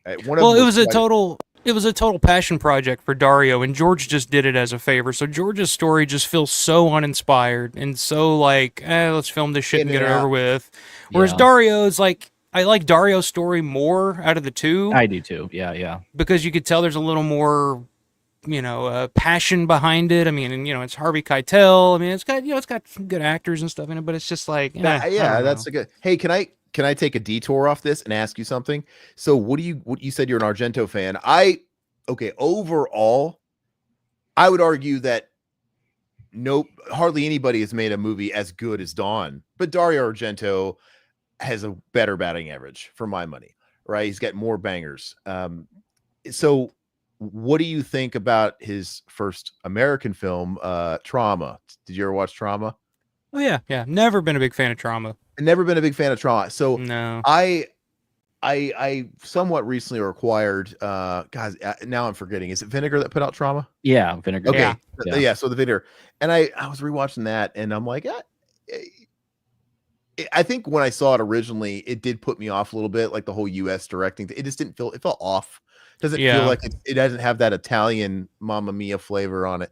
But I watched it and I'm like, you know what? Mamma Mia flavor. The Mamma Mia flavor. I didn't mind it. I mean, I'm like, you know what? This is okay. It's kind of bizarre. It's kind of fucking goofy. It's kind of weird, but I don't hate it. And it's not a terrible movie or anything, but it like you said, it doesn't feel it's too American. Like there's too much about it. It's hard to, it's just, I don't know, it's a little slow, it's a little hard, it's a bit of a slog. I don't know. It just didn't do anything for me. On this viewing though, I kind of distanced myself from that after that. It's like, you know what? I'm just going to watch it as if it's not an Argento movie. And I don't know. I think I left this time with more good than not good with it. And I think it was a solid flick. What's your favorite Argento film though, Alpha? Oh, I thought you were going to ask me. It's easily, come on. You know the answer. Suspiria. Come on. Suspiria. Okay. For me, it would probably, it goes back and forth depending on my mood. But honestly, Tenebrae is a fucking masterpiece. Like it's just perfect in terms of like the giallo, like who done it type of thing that Dario did for all those years. Tenebrae makes the most sense. Like it covers it. There's no plot holes. There's nothing like makes total sense. But that by the end of the film, when the big reveal comes, you're putting it all together in your head. You're like, oh, I see now. You know, when I first thought I didn't see that ending coming. I was like, oh, because fucking the guy who plays Peter Neal, that character's so likable and so relatable, and it's like probably the most likable and relatable character in any of Dario's films on a lot of levels. Like he's such a nice guy that by the end, when he plays the psychopath, he plays it so well that you're like, Jesus Christ, like that was a sharp turn I didn't see. But Tenebrae or Suspiria, depending on my mood. I love Suspiria on so many levels, but Tenebrae is right there neck and neck with it for me. I would say Suspiria is number one, undisputed. I actually think number two is Phenomena. And then wow. Yeah, I love Phenomena. I mean, it's good, but yeah. Okay. I love that fucking monkey, dude. That fucking badass gun wielding monkey. And dude, I mean, I always had such a big crush on Jennifer Connelly. Oh yeah. She was always just so throughout her whole career, just a beautiful woman. But anyway, and Donald Pleasance, of course. But anyways, number two is Phenomena. Number three, Tenebrae. Number four, probably Deep Red or Opera. Opera, whatever. That rounds out the five, right? Opera's great. Todd, you just saw Opera. I just saw it recently. I loved it, man. And I always felt like I said, I've come to appreciate Trauma again a little bit, but I still feel like Opera was his last great movie. His last just great. This is probably either that or I really like Sleepless when I saw that for the first time in terms of like late 90s, early 2000s. I think it's 2001 when that came out. Okay, yeah. That, and it's kind of a giallo type of film, like murder mystery, whodunit type of. I like that one quite a bit. Even a lot of like Dario's modern stuff. Like there was that period in the mid 2000s where he was making some pretty like Terrifier level fucking gory fucking movies, like Mother of Tears. I remember that. Yeah, I didn't remember it being as just blatantly mean-spirited and gory as it was until I watched it again here recently, and I was like, God damn, like this is some fucking Damien Leone level shit. Like people, it's basically on that level. And even like the Masters of Horror segment that he did, Jennifer. Jennifer's that one's great. Yeah. Oh, you know what? And Todd, side note, guys, I've been trying to get Todd for the longest time. We have to do the Masters of Horror series commentaries. Oh, that'd be awesome. What's not to love? They're like an hour long. We'll be getting through that shit and not exhausted on that at all. And what a consistent series. I mean, they're not all like as good as the next, but there's a consistency. There's none of them that are really bad. Obviously Jennifer's great. I love Cigarette Burns, John Carpenter. I even like Pro-Life with his the second Carpenter one. Pelts with Meatloaf, dude, brilliant. It's just the one that I couldn't stand when I because I remember watching it the night it premiered was I forget what the name of it was. The one where the zombies come back to vote. I was like, Jesus Christ! Like I get it. One? I don't remember who did that. I think it was God, is that Joe Dante Homecoming? Oh. Joe Dante, yeah, Joe Dante Homecoming.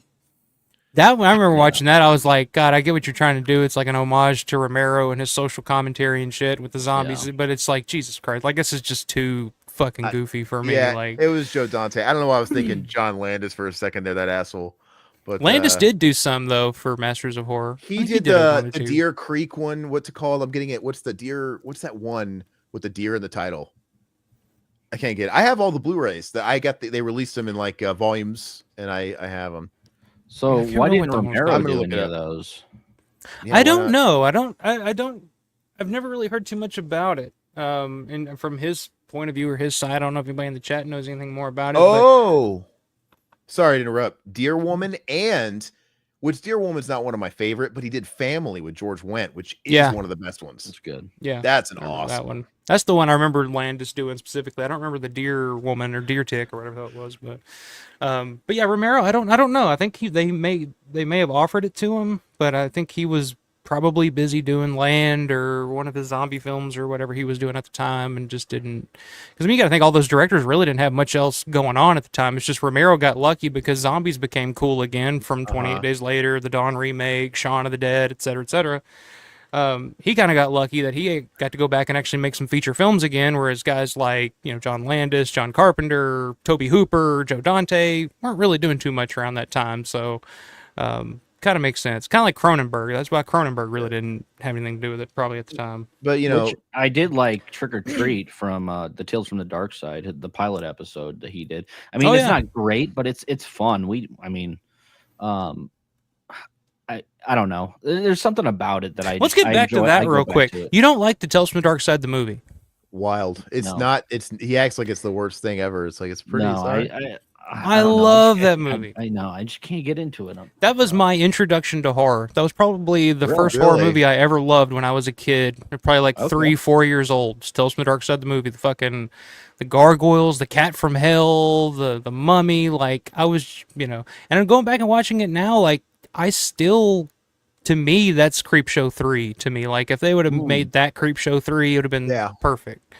Whatever the hell Creepshow 3 we got is, I don't know what that was, but I love that Tales from, and the whole wraparound story with Debbie Harry, and then was a fox still back then. Yeah, it's great. And Matthew Lawrence as the boy and the trap boy. Yeah. And the way that they build up to it at the beginning, the opening credits where she's driving, it's like, suburban America. She's waving at the mailman and everything looks nice. And she gets to this big, beautiful house and she's preparing for this dinner party. But what we don't know is that she has a child locked up in a dungeon in her kitchen that she's going to cook and eat and serve for the dinner party. And it's just like, wow, okay, I love that. I would say the wraparound story might be the best part. It's so good. I think it's really clever. It's really cool. And Matthew Lawrence is a great little actor in that. And he just keeps stringing along. But I got one more story. Okay. It's so cool. I just love the television series. I wasn't a fan of the film. If I had to sum up that film in one word, I would say solid. It is, like I said, I don't think it's quite Creepshow 1 or 2, but it's solid, man. I think it's really good. I'm happy it's in my collection, Todd. I keep telling him, when's the last time you watched it? It's like, you need to go back and watch a lot of these movies. It was during the pandemic sometime. I rewatched it, and I don't know. So the reason why I say he has to go back and rewatch this stuff sometimes, because this is the guy this is the guy that was trying to tell me Surf Ninjas was awesome. I'm like, bro. Well, yeah, I saw it when I was in the 90s. I know. I loved it as a kid. I know, but like I'm saying, when we do a commentary of Surf Ninjas, he's like, "Oh, it's a great movie." I'm like, Todd, it was a great movie when you were fucking 8 or whatever. You need to go watch it back now as like a 60-year-old like you are. And just kidding. 40. I'll give you 60. Not quite. But I'm like, it's insufferable. And then once you kind of watch stuff without the rose goggles on, you go like, oh, so basically it's just like a couple of funny quotes, brothers don't surf. Yeah. Brothers surf. Well, Tone Loc, dude. I mean, like he's amazing. I do that all the time. Like I go back because nostalgia. I do that all because I'll look back and like here recently, I haven't seen this movie in forever, but my daughter wanted to watch. I wanted to show it to my daughter, and I watched it again. I'm like, this is actually a pretty entertaining movie that I used to love when I was 5. It's Dennis the Menace, with Walter Matthau. That's a good movie, dude. It's a good movie. Nick Castle directed. John Hughes wrote the screenplay. It's a good movie. But sometimes I will go back and like a movie that I remember. Like I know you mentioned it earlier. I'm sure you're a fan of it. I went back and I was just not as impressed as I remember being when I was younger. As Batman Returns. That is the greatest. It's so fucking. No, it's not. It's I don't know. That's his favorite Batman. I'm about to get disrespectful up in somebody else's house. The original Batman. Yeah. He No, loves Batman Returns. I think Return. I love the '89 Batman too, but dude, I mean, okay, look, Burton still he did Pee-wee. He wasn't super proven yet, so of course they're not gonna give him the complete keys to the castle. You got Batman, but look, we got to sell some toys. Prince is coming on board. Deal with it, whatever. And we're reintroducing Batman. It has to be somewhat recognizable to a degree. But then once he proved himself, then he got the keys to the castle, and then you got what basically I think anybody would buy into. It's like, hey, you got Tim Burton directing a Batman movie. This is literally a Batman movie shoved through that Tim Burton filter. And it's kind of, I don't know, it's kind of fanficky in that way, but I think it's so good. And I actually give it the nudge I always have to 89. Crazy. I think it's a great movie. On its own, Batman or not. I love the campiness of it. Hey, let's make the Penguin a mutated freak. Look how dark it is. Fuck Nolan. Dude, this movie opens with infanticide. The Pee Wee Herman and fucking Simone dumping their mutated freak show into the sewers. On Christmas. Merry Christmas. Merry Christmas. It's so dark. And then the Penguin's whole MO, it's like, no, it's not about money, it's not about control. I know he's gonna be mayor and stuff, but his whole reason, fuck the Joker. Some people just want to watch the Well Ben. Fuck that. He wanted to kill all of the firstborn children of Gotham because they have loving parents, because he's got daddy issues, because they're getting what I never got. He just wants to murder children and drown them in a deep, dark, watery grave. And it's absolutely sinister. There's that movie again, Todd. That's brand new. Anyway, I love that scene where he's like devising his plan. He's like, and to their deep, dark, watery grave. And that the one fat clown speaks up, Mr. Penguin. He's like, killing sleeping children. Isn't that a little and then he shoots him. No, it's a lot. It's like, and just that scene where you have the dude from Fast Times and shit like that, the organ grinder, when they're actually stealing the kids out of their fucking bedrooms. It's kind of heinous. It's dark. I love it, dude. Fuck everybody. I love your passion for it, I loved it. Oh yeah, I love Christopher Walken in it. He's the best villain in the whole movie. And talk about quotable. But the movie doesn't make any fucking sense when you watch it. Like when you're watching it, like trying to piece it together. Like so this bitch falls out of the window and she gets licked by cats and comes back to life as a cat. I like, what is that? When's the last time you saw it, Aaron? I watch it every Christmas. I watch it every year. Look, I love how Twilight Zone it is. It doesn't make any sense. Yeah, it's stupid. It's fantastical. He jumps, so is Edward Scissorhands, but that's right. Edward Scissorhands is pretty fucking stupid, right? It makes no sense. Like, oh, this guy, he shouldn't exist. He does. So, but we have Batman mixed with that sort of fantastical Tim Burton world. And I love the fact that first of all, she should have never survived. I mean, I guess she was resurrected. I guess it's not really clear, but she falls. She was resurrected by the powers of the cats. The power of the love of cats, I guess. And she gets bitten and she starts convulsing. And it doesn't matter. It's so pulpy. I love it. And I mean, all these people are walking around not realizing this fucking asshole's Bruce Wayne, for God's sakes. One of the most famous philanthropists. None of it. You got to like suspend a lot to enjoy these movies. But I love also, and when you're a kid, you're just focused on the McDonald's toys too, and then it's something for the adults too. Because when you grow up, it's remember those toys. I remember getting the Catwoman toy in the McDonald's thing, and it never dawned on me. It was like, oh, this is too dark, because I loved that movie when I was a kid. But then I became an adult, and my brain, formed, and I was like, well, The Penguin was motivated by two things. I'm just fucking with you now. The Penguin was motivated by two. Listen, the Penguin was motivated by mommy daddy issues, and he never got hugged enough or at all. He got thrown into a fucking sewer. And also, he was horny. He was pent up in a sewer, and he's a freak. I mean, nobody in that Red Triangle Circus gang was fucking him, clearly, because he was horny the whole movie. He's like, young people, groping people. And he's constantly, he wants to team up with Catwoman just because he wants to fuck her. It's so great. Remember, he's like, Oswald, there's some body here. It's like, oh, just a pussy I was looking for. And when she's like, yeah, it's definitely got those little innuendos and stuff. When he gets his plan, he gets elected, all that stuff, and they're out by the balcony. He's like, basically, he's like coming on to her, like, now it's time to consummate. And she's like, please, I wouldn't touch you, scratch you. And I didn't get this as a kid, but when he's like, you lousy minx, you sent out all the signals. Like you were leading him on the whole time. I love it, dude. Come on. It's not horrible. It's not horrible, but I remember because they played it in the theaters.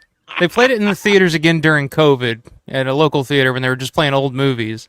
And I took my fiance to see it. She'd never seen the movie, and I was telling her this whole time, I'm just like, "Oh, this movie's awesome. It's great. It's great. It's great." And I remember sitting in the theater and like watching. I'm just like, "I don't know. This isn't holding up." The best Danny Elfman soundtrack as well. It's good. It's so well. And then, dude, Max Schreck all electrocuted and shit like that looks silly, but it's creepy. I love it. And that scene, by the way, that is the most Batman I've ever seen anybody Batman when he's just like, shut up, you're going to jail. I fucking love it. Just shut. Yeah. Like, you're not just saving your life, you're saving. He just says, fuck off, bitch. It's great. All right, I'm done. I swear I'm done. I appreciate your passion for it. I didn't mean to get you started. I apologize. I love it. We've got people talking about talking shit about Linda Blair here. We'll go back to chat here real quick. For Todd, waiting for Todd to come back. And then I got 10 questions for you guys. So. Oh, I'm excited about that. Yeah. Mayor says I've got nothing but bad shit. I've heard nothing but bad shit about Linda Blair. Justin says the Oscars have gone downhill, in my opinion. I think they've been going downhill steadily for quite some time. Is Linda Blair Tom Savini bad as far as like that reputation? Because I haven't really heard that. That's what I've always heard. Michelle says I met Linda Blair at Calgary HorrorCon in 2018. I tried to talk to her about Hell Night, but all she wanted to talk about was her rescue dogs and Repossessed. Oh. So there you go. She will talk about Repossessed. So that's interesting. Wow. That's too bad. That makes no sense. I'm going to try to skip around, guys. A lot of people shitting on award shows. When you get to her table, is it just 8x10s of her fucking dogs? I don't get it. Like, what is she signing for people? I don't know. I've never been. Like I've said, this is all just secondhand. But from everything I've ever heard about Linda Blair, it's like, yeah, she's not interested in talking about The Exorcist or anything she's ever worked on. She's, just there for the money. Give me this $20. Give me $20 for this picture of Savage Streets, but don't ask me questions about it. For the love of God, I'll sign it, but give me money, and it doesn't make any sense. Pretty much, kind of like Tom Savini. Rick says, I always wondered about the bank scene in the original Dawn of the Dead, that being a real bank branch inside the mall. Would the FBI have had a problem shooting the movie after hours, robbing the place? No, because the money was actually not the bank's money. Actually, that was the production's money. They just went to the bank and got a shitload of $1 bills and used it for that. So the money in the bank was not actually the bank's money, from what I recall. Pretty sure that's the story Rubenstein told. Midnight says, went back and watched your answer to my Hitchcock question from last week. Sorry I missed it, but you explained it masterfully. Thank you for the explanation. Love Hitch. This is disheartening. Yeah, I mean, I'm a fan of Hitchcock too. I'm not the biggest Hitchcock fan, but I do appreciate, his work and what he's done.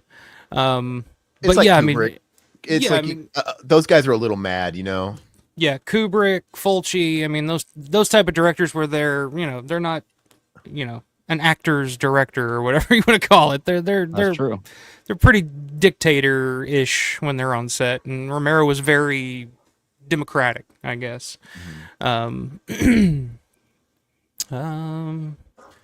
Blake says, with nowadays attention span, seems like horror anthologies would work if done correctly. Well, I just don't think there's a point to do a horror anthology when you can just do a series and just put it straight to Shudder or Netflix or whatever.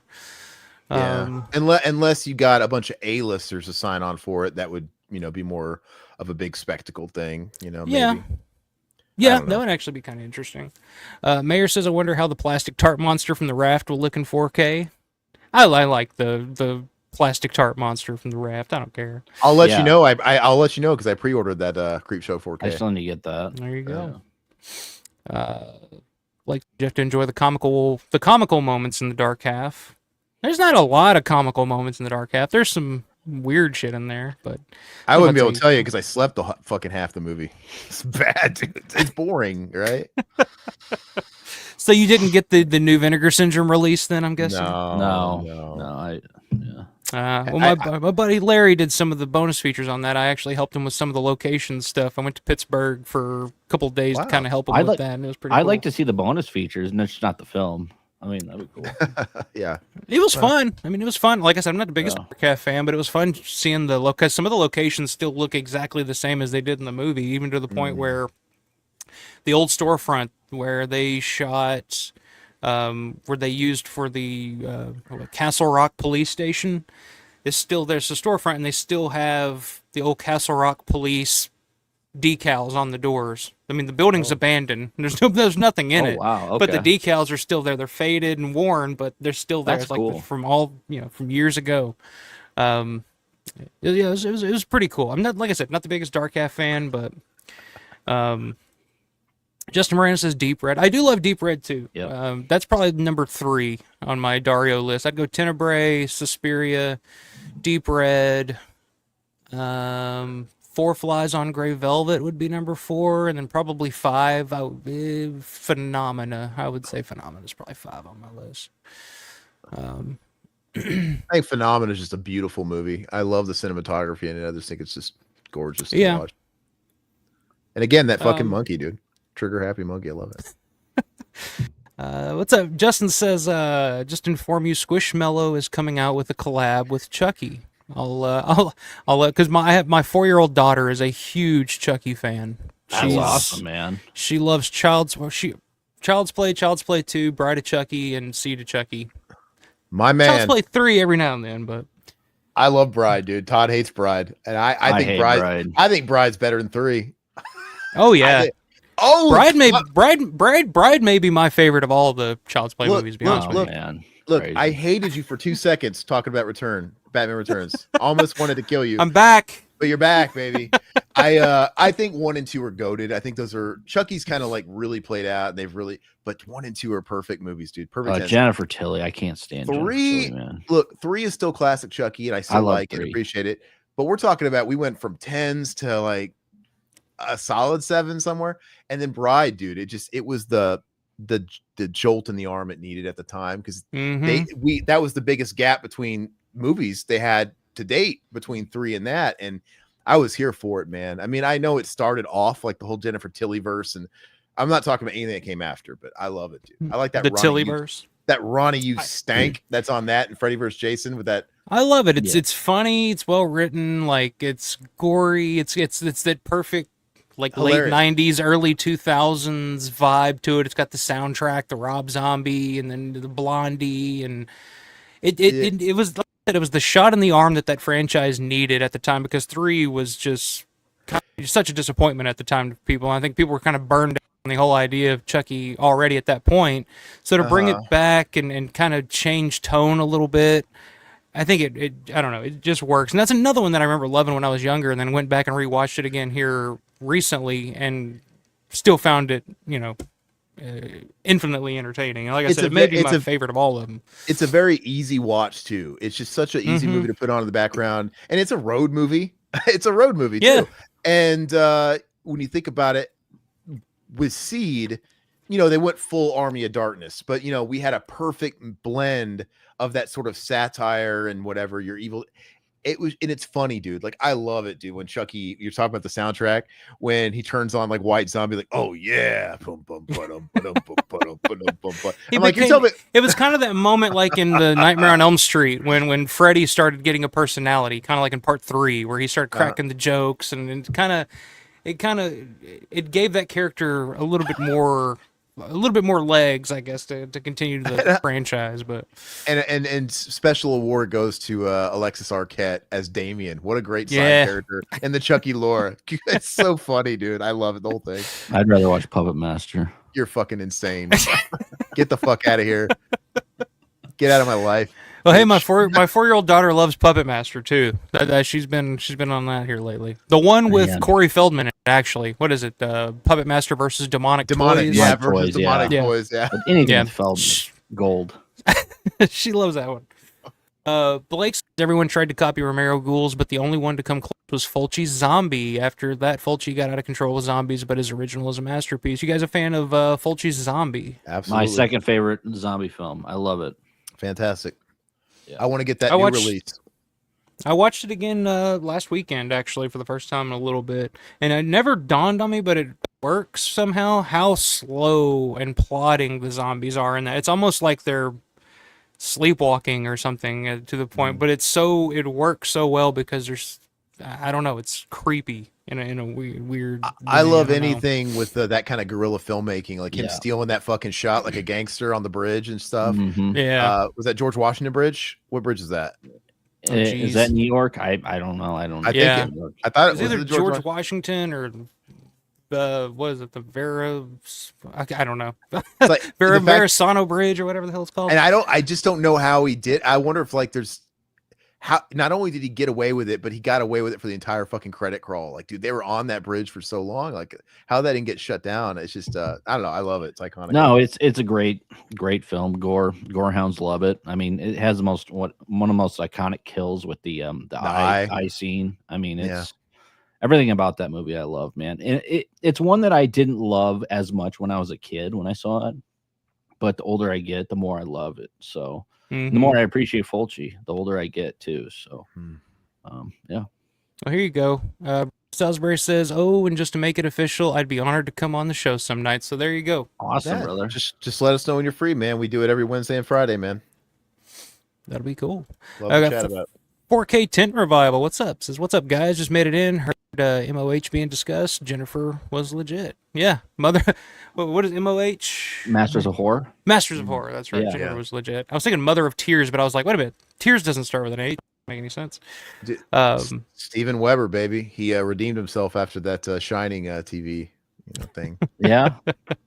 I don't hate Steven Weber. I think he's actually generally He's not he's likable. Yeah.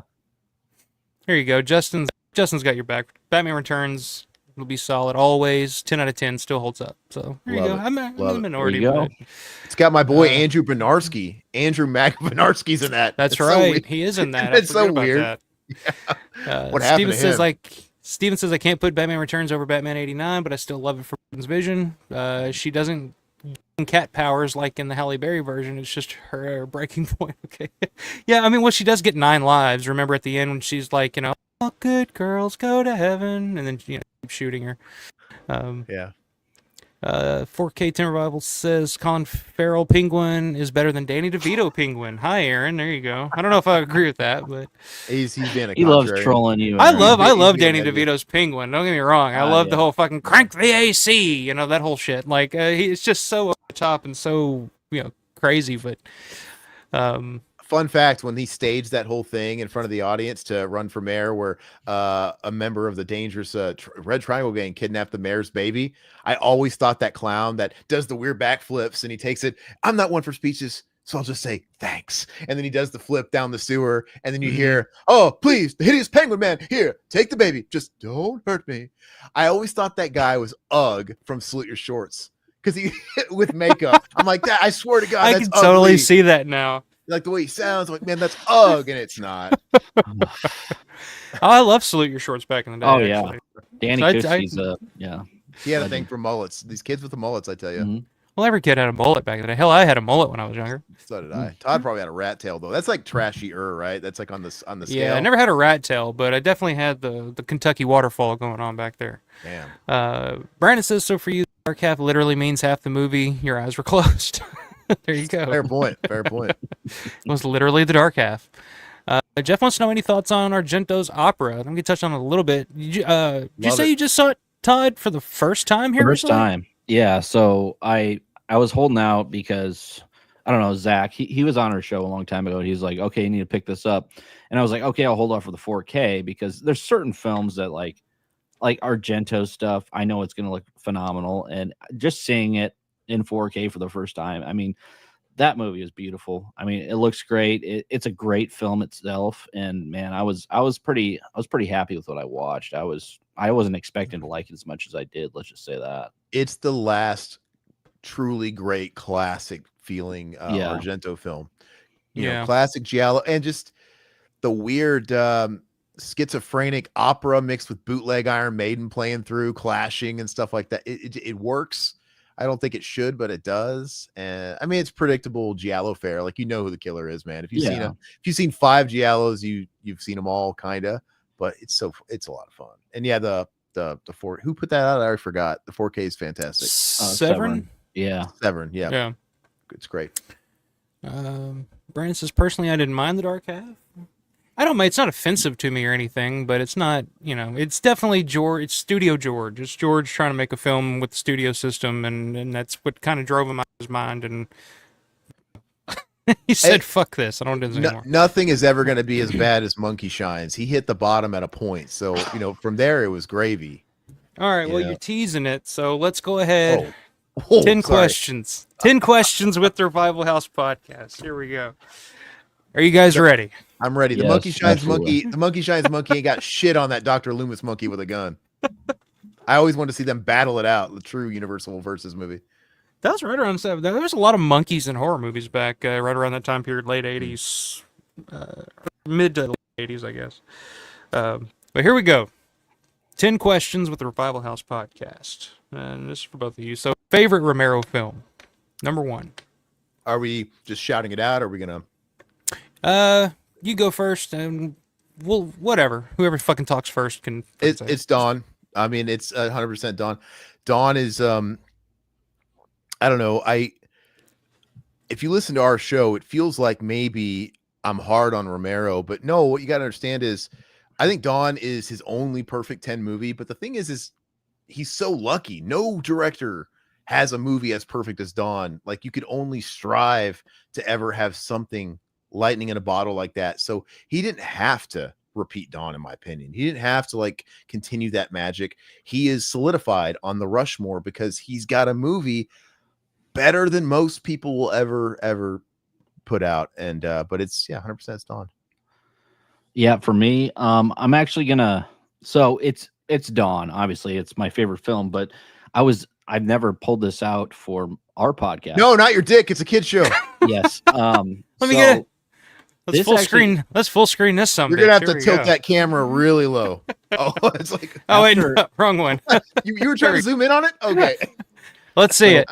After seeing this, I mean, this came out in 1980. This magazine, but I saw this special effects magazine. It's a Starlog magazine, and it features Tom Savini in it. And it has the head exploding scene. Awesome. Which I was like, once I saw this, I'm like, because I was hanging out with I was in Big Brothers Big Sisters at the time, and he was a big Romero head. I'm like, what the hell? What movie is this from? He's like, oh, it's from Dawn of the Dead. So we went out to the mom and pop video store and we rented it because he owned Day. So he was a big Day guy because he was into I think he became a brain surgeon. I mean, he's a very smart guy. He loved Day. And of course, there's a lot of, the blood and gore in Day. But I fell in love with Dawn. I was like, after seeing that in the magazine, I was like, I need to check this out. I watched Dawn. I'm like, this movie's amazing.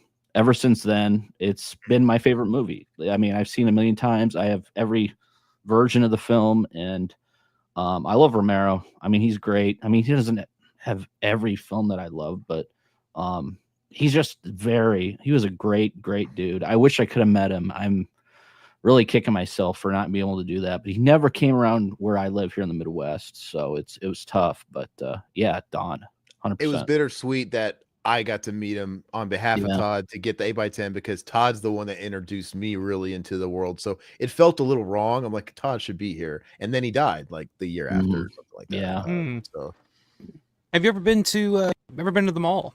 Have you ever No. He's talked about it, man. And I think, I don't know, man. Is there any luck getting those signatures on maybe making a landmark? Because, are they still tearing it down? Yeah. Walmart owns it, and Walmart don't give a shit. Walmart's going to do what Walmart's going to do, unfortunately. Yeah. But is October their last show, you think, or? Do I think? No. I think there'll be another one, at least one more after October next year, next June. Okay. It's not official. I don't know anything. I don't have any inside information or anything, but I feel like there will be at least one more show next year. But yeah, after that, that's probably it. Todd, I tell you what, if there is one more show, if you want to go, I'll make it work and go with you. Well, I mean, I'd love to go this fall, but I can't. I mean, I'm out of work right now, so next summer, yeah, if Well, there is one. if there is, I'll go with you. The thing is I felt like, obviously it's you got to travel, it costs money, it costs time, and all that stuff. And I know if I went there, it would just be to say I did, because if you go there, it's like, well, I want to go to the Dawn of the Dead mall from the 70s. Like, I don't want to go to this modernized thing. It just wouldn't. It's like, oh, and here I know this is a fucking like Auntie Annie's now, but this is kind of where you know what I mean? It's like you really got to suspend. You got to really put on your happy shoes. I hear it's still the you- best convention out there, though. I mean, like, Yeah, I when it would- comes to it'd be everything fun. else. It's I mean, totally different. It's a different type of convention than any Yeah. other convention now. Like it's just a hangout for people who love not just Romero but horror movies or just Yeah. anything. It's very laid back. It's not like a horror hound where you're being shuffled around in a pack Yeah. of people and you're just like, I can't stop or I'll be trampled type of thing. old and then school you're feel, which yeah, yeah, and it's in the mall. And like I said, if you go, highly recommend taking Larry's tour, Lawrence DeVincent. Yeah. He does the tours there, and you mentioned like, oh, I'm in this mall, and it doesn't look anything like it did in the 70s. But Larry knows that mall like the back of his hand, and he's the absolute. But he can take you back to that time period and make you see it through those eyes, and because he will tell you. Look at this shot, match up the designs on the marble. You can see this in the background, and then all of a sudden you're like, holy shit, yeah, that's it. So I can't recommend that enough too for your first time. Definitely take the tour as well. I heard his tour is amazing. I really want to check that out. Yeah. I've taken it 3 times, so and just to fucking be just to do it. Did they ever let you go on the roof then, or no? Nah, I never gotten on the roof Oh, yet, man. but they do take you to the stairwell, some spots you can't get to Yeah. other way, like stairwell, the boiler room, and That's all that awesome. looks exactly the same as it did in the 70s. Like, because that doesn't change. I mean, Yeah. they're not upgrading the boiler room, Very cool. That's cool, at least. But yeah. Let's see, question 2: least favorite Romero film. I think we already got the answer. Monkey Shines, man. Monkey Shines. What is it about Monkey Shines that you don't like so It's much? boring. It feels like a made-for-TV movie. It's just look. It's all a big circle jerk build up until he breaks that monkey's neck with his jaw, which is badass. But you know what? I don't know. That's like having to fuck somebody for 2 hours to come for a second. And now, if the movie was like 5 minutes, Interesting. if it was 5 minutes, yeah, okay, that's a nice investment return, on that. But I'm not sitting through Monkey Shines again to get that kind of nut. Let me tell you, I'll just watch on YouTube, my friend. Yeah, it's tough for me. It's got to be. I mean, me and Zach did a commentary for Home Alone 4, Taking Back the House. oh, that And, one's and terrible, we were like, man. oh. Who's Peter McAllister, his dad, who they established as a lawyer in that. And I'm like, where do I know? That's the fucker from Monkey Shines who broke the monkey's neck. He plays Kevin McAllister, bootleg. Oh, Jason Begay's in that? Yeah. He plays bootleg Peter McAllister. Yeah. Wow. Yeah. I didn't know that. Yeah, mine would be. God, I'll just say it's Monkey Shines. As much as I don't like the dark half, I don't like Monkey Shines. I'm with Aaron. I think it was boring. We just did a commentary on it pretty recently, and I don't remember not liking it that. Like, I thought I liked it more than I did, but I rewatched it a year ago or so, and I was not a fan at all. I'll tell like, I just rewatched it again, I don't know, about a month or so ago, I guess. And I totally understand what you mean when you say it's kind of boring. Like, it is a slow build. Like, the first half of the movie just kind of feels like a Lifetime movie or something. Like, it's just, but by the end, the build, the end is kind of cool with them, the fucking, he got, just shaking the monkey around, like, it kind of comes around. But, yeah, I'm not the biggest Monkey Shines fan either. It's not a piece of shit or anything, I don't think, but it is not the most exciting movie to It has its watch. fans. A lot of people like it. Sometimes when you have these types of movies that have a concept and they have a payoff, they're just bloated. I'm like, this maybe would have worked better as an anthology, a short. All right. Yeah. It's like this did not need to be stretched out to as long as it is. And yeah, but whatever. It's not good. I can't fault you for that one. I mean, that was definitely at the bottom of my list too. That one and The Dark Half. It's just that whole period there. Romero, after Day, was trying to work with Orion and trying to do some more studio stuff, and that was just not his strong point. Like he just that wasn't what he was. Wasn't his thing. Number 3. What is Romero's best film? So not our favorite, but his No, best. it doesn't have to be your favorite, but what do you think technically is his best film? Is it a cop out if I say Dawn? I think what they accomplished with Dawn is fantastic. I'm gonna say Dawn, man. I love the documentary on it almost as much as the film. I love the featurettes and then watching how they make that movie. I can't think of anything more technically. Maybe Todd will refresh my memory. You could put Creepshow in there or something like that. Or I'd still say Dawn is a better, like, even technical achievement for me personally. Okay. I love Creepshow, by the way. That's his other masterpiece for me. But yeah. For me, it would be God. It's gonna be it. It's coming out of left field, but I rewatched this film and I love it. I know Aaron doesn't love it. It would be Knight Riders. I really like Knight Riders a lot. You don't like Knight Riders? But but you think that's his best? Like, you think that's his best movie? Like his best? I think Ed Harris is phenomenal. I love the look of it. It's just such a different movie, man. It's a very personal film for Romero too. Like, for the time and everything like that. I mean, you don't like. I went into it not thinking I would like it as much as I did, but I love it, man. And you see Tom Savini just break down and cry. It's his best acting. It's Savini's best acting role, 100%. Yeah. And when I was 18, 19, whatever I was, probably earlier than that, maybe 16, 17, when I first saw Knight Riders, all I knew Tom Savini was, special effects, badass, stunt guy, sex machine, Then I see him in Knight Riders, and he literally just breaks down at the end of that. I'm just like, Jesus, I didn't expect that. That kind of sucked. But yeah, I mean, Knight Riders, people say Knight Riders for certain reasons. Creepshow from a technical aspect in terms of like the lighting and the look of it and the editing. And some people say Day just for some of the effects aspect of it, So, but I'm kind of with you on that. Dawn to me is kind of Dawn feels bigger than Day in scope to me. I know it's still contained in a mall, but there's just something about the drab look, and we're in those tunnels. It's just. Yeah, it's just not. But I got to say, Knight Riders. I think there's a great movie in there for me. It's just way too long. I mean, this movie's like 2.5 hours. I've heard that too. And I'm not sure I'm not sure if it could be cut down to like 90 minutes. That's crazy to me because it flew by for me, which was really weird. No, yeah. I would like a movie like that. 90 minutes is pretty much. But even if they could cut it down 30 minutes, it's just way too long. Man. I would love a 4K of that, man. I thought you were gonna say I would love a 4-hour long version of that. I thought you were gonna say, like, dude, you're trying me, son. That's how I am about Martin. I'm like, yeah, give me the 4-hour long version, or George's very first cut, the 4-hour long version. I got to give an honorable mention to Martin though, because as far as just maybe not scope and scale and stuff, but just from an artistic standpoint, I think one of his best scripts and stories and concepts, and I honorable mention if you allow those. I'll allow it. Don't just let Todd pull his dick out. I mean, you allow anything.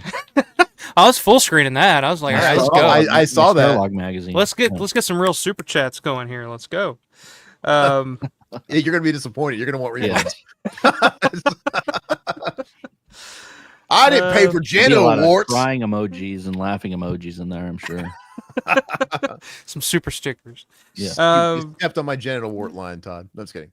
Number 4, most underrated Romero film. What is his most underrated film? The one that gets the most shit that you feel like doesn't deserve it. Well, Martin doesn't get shit, but I think Martin's just underappreciated and underlooked. But I'll give you a different one. But get shit? I don't know. The ones that get shit are kind of shit, in my opinion. Or just ones, just ones that nobody talks about that you think. I guess technically I'd say Martin, but I'm gonna be creative because I just talked about Martin. Bruiser is because Bruiser comes from the forgotten era of Romero. He was kind of yesterday's news when that movie came out, and it's just Is it amazing? No, but it's fun. It's a lot of fun. Peter Stormare is fun. The lead in that is fun. I love the Michael Graves era Misfits and the whole like Halloween party thing. Yeah. It's got a 90s stank on it, but it's A fun. good stank, yeah. Yeah, it's a fun movie, man. Give it to me all day long. Fine. Man, that new 4K looks awesome, by the way. The Indicator. I still haven't watched my Indicator copy yet. Awesome. I haven't, but yeah. Yeah, I love Bruiser. I'm a Bruiser apologist all the way. I think it's. I see. I don't understand the hate for that movie. That's crazy to me. Yeah, Well, I think when it came out, I mean, when it came out, it was kind of marketed as like a slasher. It's like, oh, Romero's slasher film. And you see the poster, it's a guy with a knife, you know, and it looks, you know, and it's not that at all. It's not a zombie film, so fans of Romero's zombie films watch it, and it's not at all what they expect from Romero. There's not a lot of gore in it. It's more of a, it's another personal film for George. It was, you know, right at that time where George was dealing with the Hollywood system and getting one thing after another scrapped, and you know, and he was just so frustrated and said, fuck it, I'm going to Canada and making this little movie about this guy that says fuck it and kills everybody that's fucking around with him, which is what George felt like he wanted to do at the time, was, you know, I don't know. I love Bruiser, but I think it's just one. I think it's one that I think if it ever, I know the Indicator one just came out, but if it ever gets a U.S. release, specific, like I think more people will kind of rediscover it that way. Because unless you have a, I mean, I guess you could buy but it's not, you know, as readily available as if it were just, you know, in the U.S. But but what's your answer to that? What do you think is his most underrated film? Would you say Bruiser as well, or? Oh God, Bruiser would be up there, but no, I have one that nobody talks about still. And this, I don't know, you really call it a film, but you call it a short, and that's Amusement Park. I think it's great, man. Yeah. It's a hell of a lot of fun. I love the tone. I love the look of it. I love the theme of it, you know, getting older. Lincoln, I think was his name. That was a star in that. He was great, man. Yeah. And just something about it. It's like kind of a short, you know, like Tales from the Dark Side episode. It something about that is really cool. I love the tone of it. So I would throw that in there, man. I think as a short film, it's solid, but I think as a PSA as intended, it's fucking amazing. Yeah. You know, I think, for what it was supposed to be, like, insane. Really, I was very surprised. Like I had no expectation. I'm just gonna pick this up, and man, it's a fever dream. It's an absolute fever dream, man. I don't know if I can watch it all the time, but because it's kind of unsettling. I don't know. Yeah. Depressing. It's depressing. Like I talked about it a couple weeks ago. Just that final scene with him and the girl where he breaks down. You know, I'm just like, fuck. And I mean, for what it was meant to be as a PSA for the Lutheran Society, it's like, but at the same time, you know, it's Romero during that period of Romero, that mid 70s, like early through Dawn, I would say all the way through Night Riders probably was Romero's most rebellious and outside the box thinking Romero. You know, you look at Martin, you look at the Amusement Park, you look at stuff like The Crazies, Season of the Witch. It's like all these outside of the box ideas where George is experimenting with the boundaries of horror and film, and you know, I don't know. That's my favorite period of Romero's, is 70s Romero. I'm so glad they put that out too. That was really, really surprising, really cool. Was it fair of me to really call Monkey Shines the worst when there's always Vanilla? It just feels like that's his first film, and that's not fair. You know what I mean? Whereas like Monkey Shines, love Vanilla. I hate that fucking movie. But anyway, I feel like there's no excuse by the time we're in Monkey Shines time. It's like, come on, bro. That's why I'm a little harder even on Monkey Shines. It's like, dude, you've proven you got. He's an amateur filmmaker, and there's always. That's what I'm saying. That's why I'm like not. There's less of an excuse for Monkey Shines, is what I'm saying. You know, I know you're capable.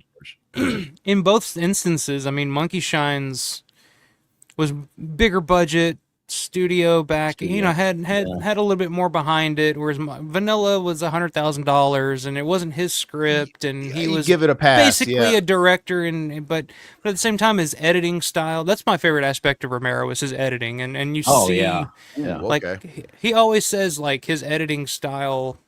You can see it coming through in Vanilla, and he feels like that's more of a film that he edited more so than directed. Because the Vanilla really wasn't meant to be a feature film to begin with. They just kind of had to put something together because they had the money to do it. So I actually think his editing in his first few films drives me fucking batty.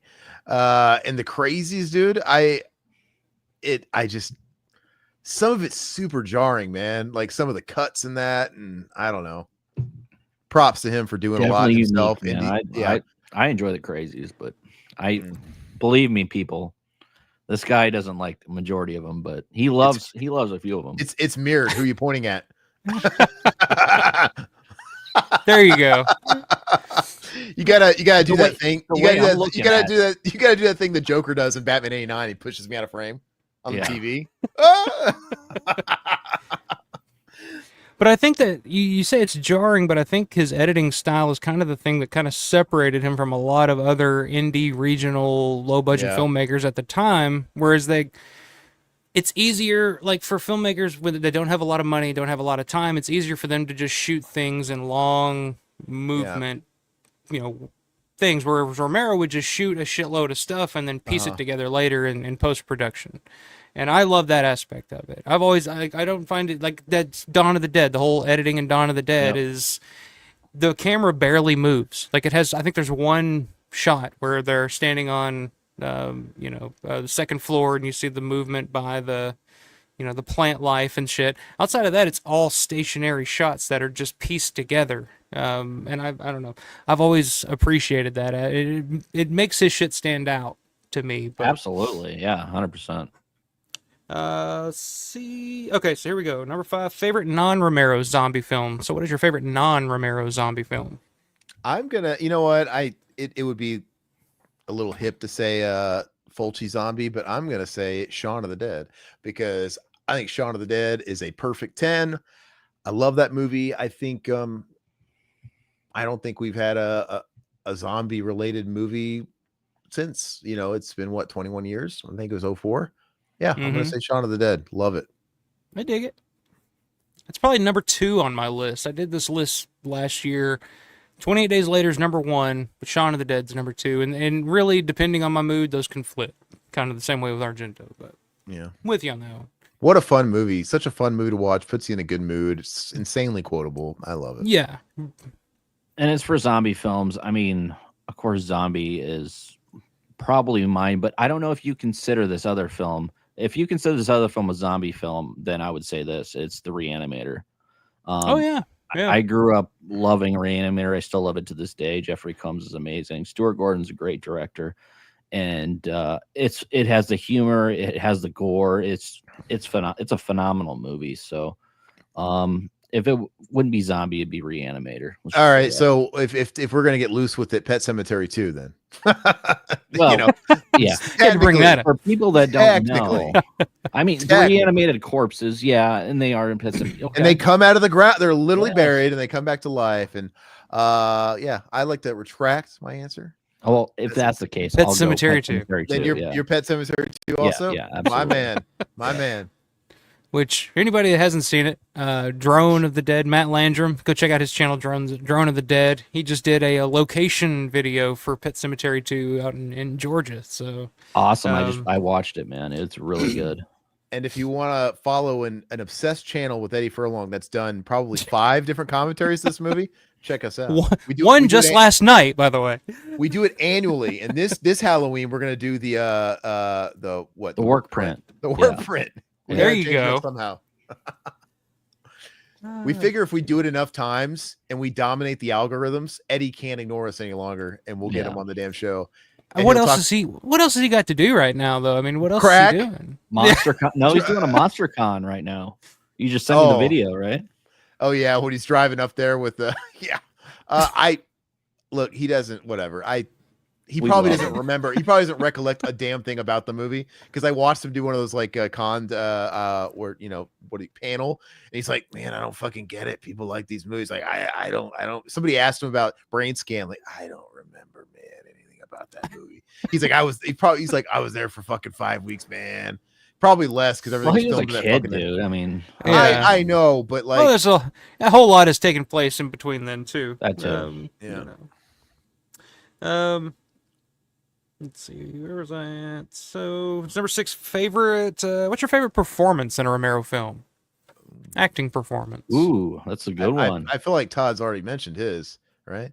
Who? What? No, Savini and you're talking about Savini. no. I know his best role, not my favorite. Let me think. Best performance. It's cliche. I think I don't. Dwayne in the original Night. I don't know. I'm gonna maybe Ken Fourier. I like his character in Dawn. I don't know. That's definitely probably Ken's best role. I think still to this day. I don't think he's ever done anything better. The Keenan and Kel, shut your mouth. I'm just kidding. I never realized that was him when I was younger. Like even after I'd seen Dawn and kind of became obsessed with it. I want him to, what's his name in Halloween? After let me drop this load in peace when he's taking a shit at the truck stop bathroom. I got a burrito supreme talking back at me. What I'm going to refer to Todd because I need a. What is he going to say? I might have to. We got Todd. It would be John Amplis and Martin. There you go. I think he's phenomenal in that. Okay, you know what? There you go. I knew you'd jog it. He is. I think he's fantastic.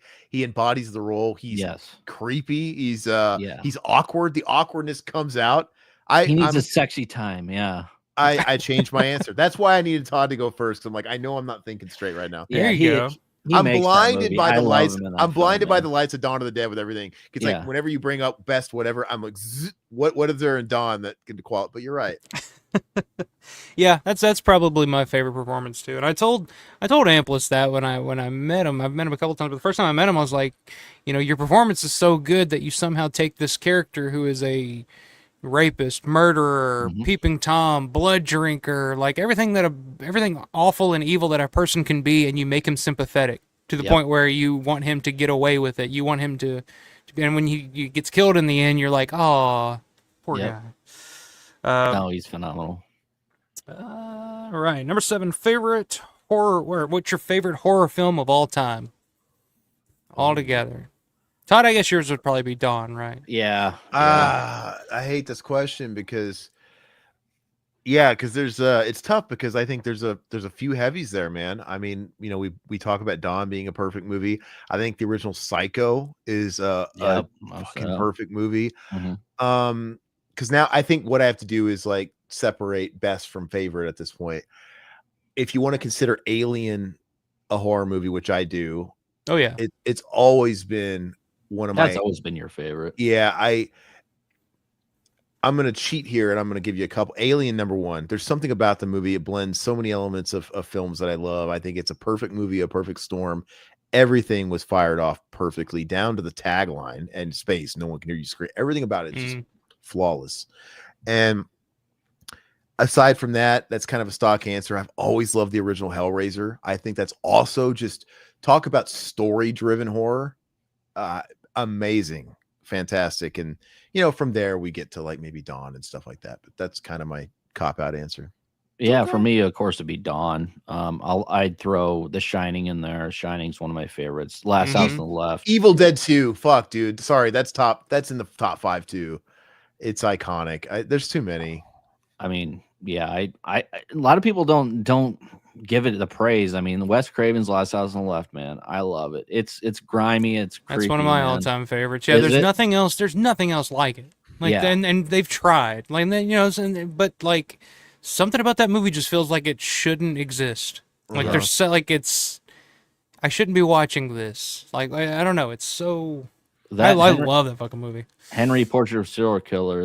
That's top 5. That is that's just that's probably the scariest movie. I think that's maybe the top unsettling movie for me. Yeah, it's that's up there for me too. I'm not a huge. Todd knows this. He's been a little bit more into the exploitation than I am.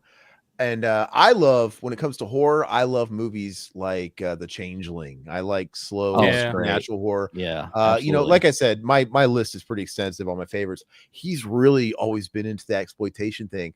And, Henry is kind of an exploitation. Last House on the Left is like the granddaddy. And Henry is like where I really make an exception. Like I love that movie, but it makes you feel so dirty. I can't watch it a lot, but it's like when you do, that whole TV, the camcorder scene, dancing around a liver, it's so unsettling. The fucking home invasion scene to me is like the one like when I aspired to be a filmmaker. I talked about this last week or whatever. When I aspired to be a filmmaker, I wanted to do something that makes people feel the way I feel when I watch that scene. Yep. Uncomfortable, but like almost like I don't know how to explain it. Like when I first saw that, I was just like, I don't enjoy watching this. Yeah, like I it's, know. but I agree. Can't But keep I your can. eyes off it, It's yeah. like Cannibal Holocaust. It's like I love don't. that movie too. I don't love watching it, but at the same time, I also enjoy watching it because it's so goddamn well made. Like it's so effective. She's your sister, Otis. I think, and if you were to if one of your questions was, what is the best performance by anybody? Michael Rooker. What a great performance, dude. Yeah. I mean, it's terrifying. He's the Mount Rushmore for that performance. I know he wasn't really a horror guy after that. It's just like whatever, but nobody's ever been creepier on screen than him. And Otis too, dude. I mean, Otis, yeah. Yeah, Tom Towles. Tom yeah. Towles, yeah. Tom Towles. Yeah, so Just sleazy creepy. Yeah. He's like creepy. He got creepy uncle vibes going on there. Blake says best Romero roles to me was Leslie Nielsen, Hal Holbrook, Fritz Weaver. So the clean sweep of Creep Show. Yeah, I mean, nice. those are some of the great classically trained actors and some of the only big name actors that Romero really ever worked with up to that point. So, and I was listening to Ted Danson's podcast. Hey, what's up, John? Ted Danson confirmed on his podcast. I don't think he mentioned Creep Show by name, but he was talking about Creep Show, and he was saying Leslie Nielsen had the fart box on the set of Creep Show. Yep. Doing the whole deal. He was talking about when he had to do the effect of his head in the water and shit like that, and it was pretty cool. Yeah, you don't hear Ted Danson talk too much about Creep Show, so that's pretty cool.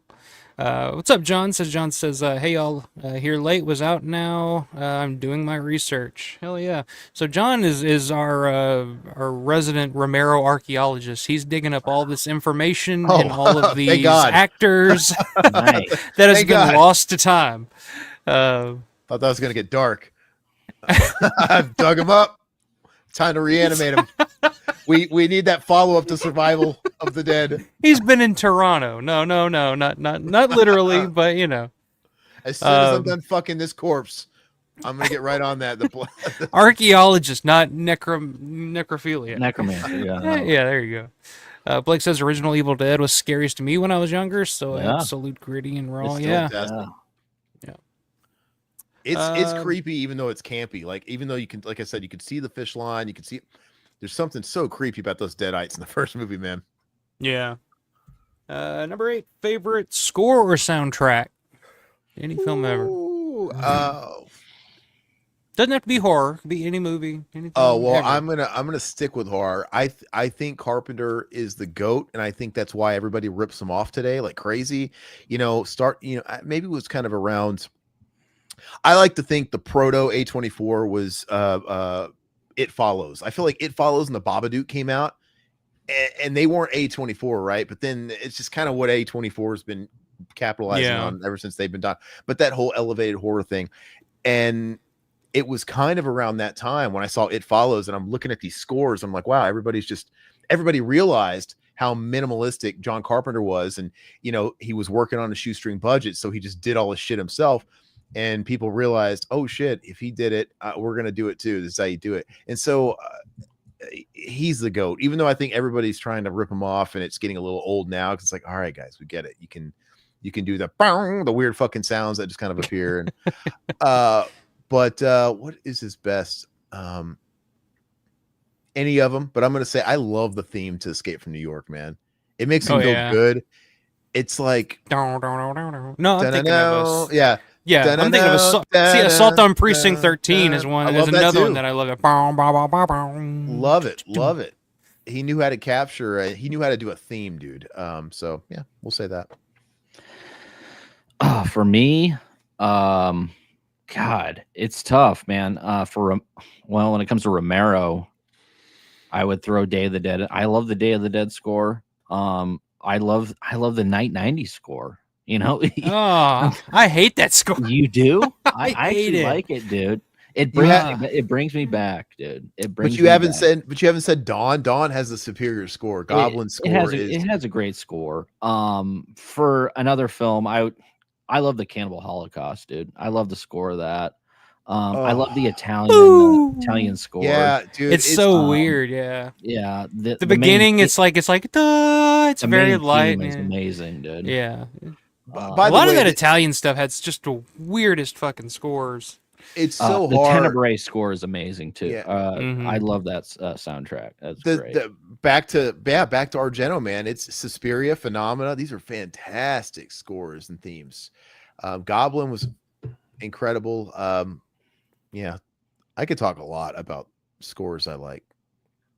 Yeah, I'm a huge I actually got to see Claudio Simonetti's Goblin Oh, finally last awesome. last November, and yeah, it's crazy. All the just classic. Even like, I had a new appreciation. I love Demons. If you guys are fans of the movie Yeah, Demons. of course, Great, yeah.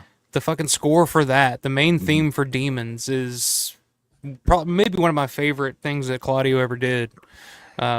I could make an argument for the Goblin being the best, but I think I give the edge to Carpenter just because the guy was doing it all himself and he was resourceful. It's like, you know what, he gets that extra push for being for doing just how he did it. But yeah, Did they do the Profondo Rosso score too?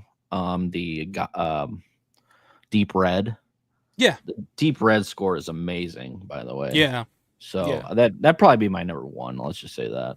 one of my biggest regrets, and Todd, I've talked about this, is that we didn't go to that House Score Horror Film Festival, you know, Yeah. because that we got invited to, and that was Phil Anselmo and this crime author Corey Mitchell, Phil Anselmo, Pantera singer, and they had Coffin Joe that year, which you know Coffin Joe doesn't do shit, and they had, I think they had Goblin there, Claudio's Goblin, and each night he was like, night one he was doing Dawn of the Dead, and I think night two might have been Suspiria in its full, and to the film, I think Suspiria was the Argento one, don't quote me. But and of course you had like awesome bands playing there too, but I really regret not going down to Texas. Yeah, Claudio does that. He like basically what he'll do is he'll like there'll be a giant screen behind him on the stage, and it'll just play the movie, and then they'll play the score to the movie as the movie's playing. And then when the movie's over, they play up the rest of the hits, basically. The rest of the themes that they've done. It's really, really cool. If we could give different categories to make everybody happy, if you said what's just the best theme, not just sound, you said score, then it's like then there I would give it to Dawn. The theme, just that. Yeah, I don't know. Too much good stuff. Yeah, there's a lot of good. I collect Phantasm. Phantasm theme's another one that I've always been a huge fan of. Yeah, that is really good. That's the best part about that stupid movie. But I like a lot of like Phantasm. No, I don't. I love death metal, dude, and Entombed, right? They covered the Phantasm theme on their first record. Pretty cool. Huh. Fun fact. You don't like fucking Phantasm. All right. Yeah. Sorry, there's no Penguin Man in fucking Phantasm. Oh, I love this. This is great. Don't make me whip my dick out. I'll save the show somehow. I'm telling you. Let me know when you do it. I'll full frame you, and we'll see what happens. Let's see. Number 9. Here we go. Favorite film of all time. Just fucking encompass it. Sure, all-time favorite movie. Well, since I already said Alien, I'm not going to say Alien again because I always flip-flop between two movies. So I'm going to say the other one, Rocky. The original Rocky. It's just it's pure Americana. It's obviously it created a whole subgenre. The underdog sports movie. I mean, just how many times has this template been done? And it was the GOAT. It did it better than anything. It's got everything going for it. It's got the iconic score. It's got, besides creating a whole different genre, it's got a story behind it. I love the story of how it was made. You know, Sly was the real underdog. All that stuff is so inspiring, man. And it's such a piece of Americana that it's synonymous with Philadelphia. I mean, he didn't have to do another movie again for the rest of his life, and he's got Rocky. For better or worse, Stallone, he's usually only as good of an actor as the project he's working in.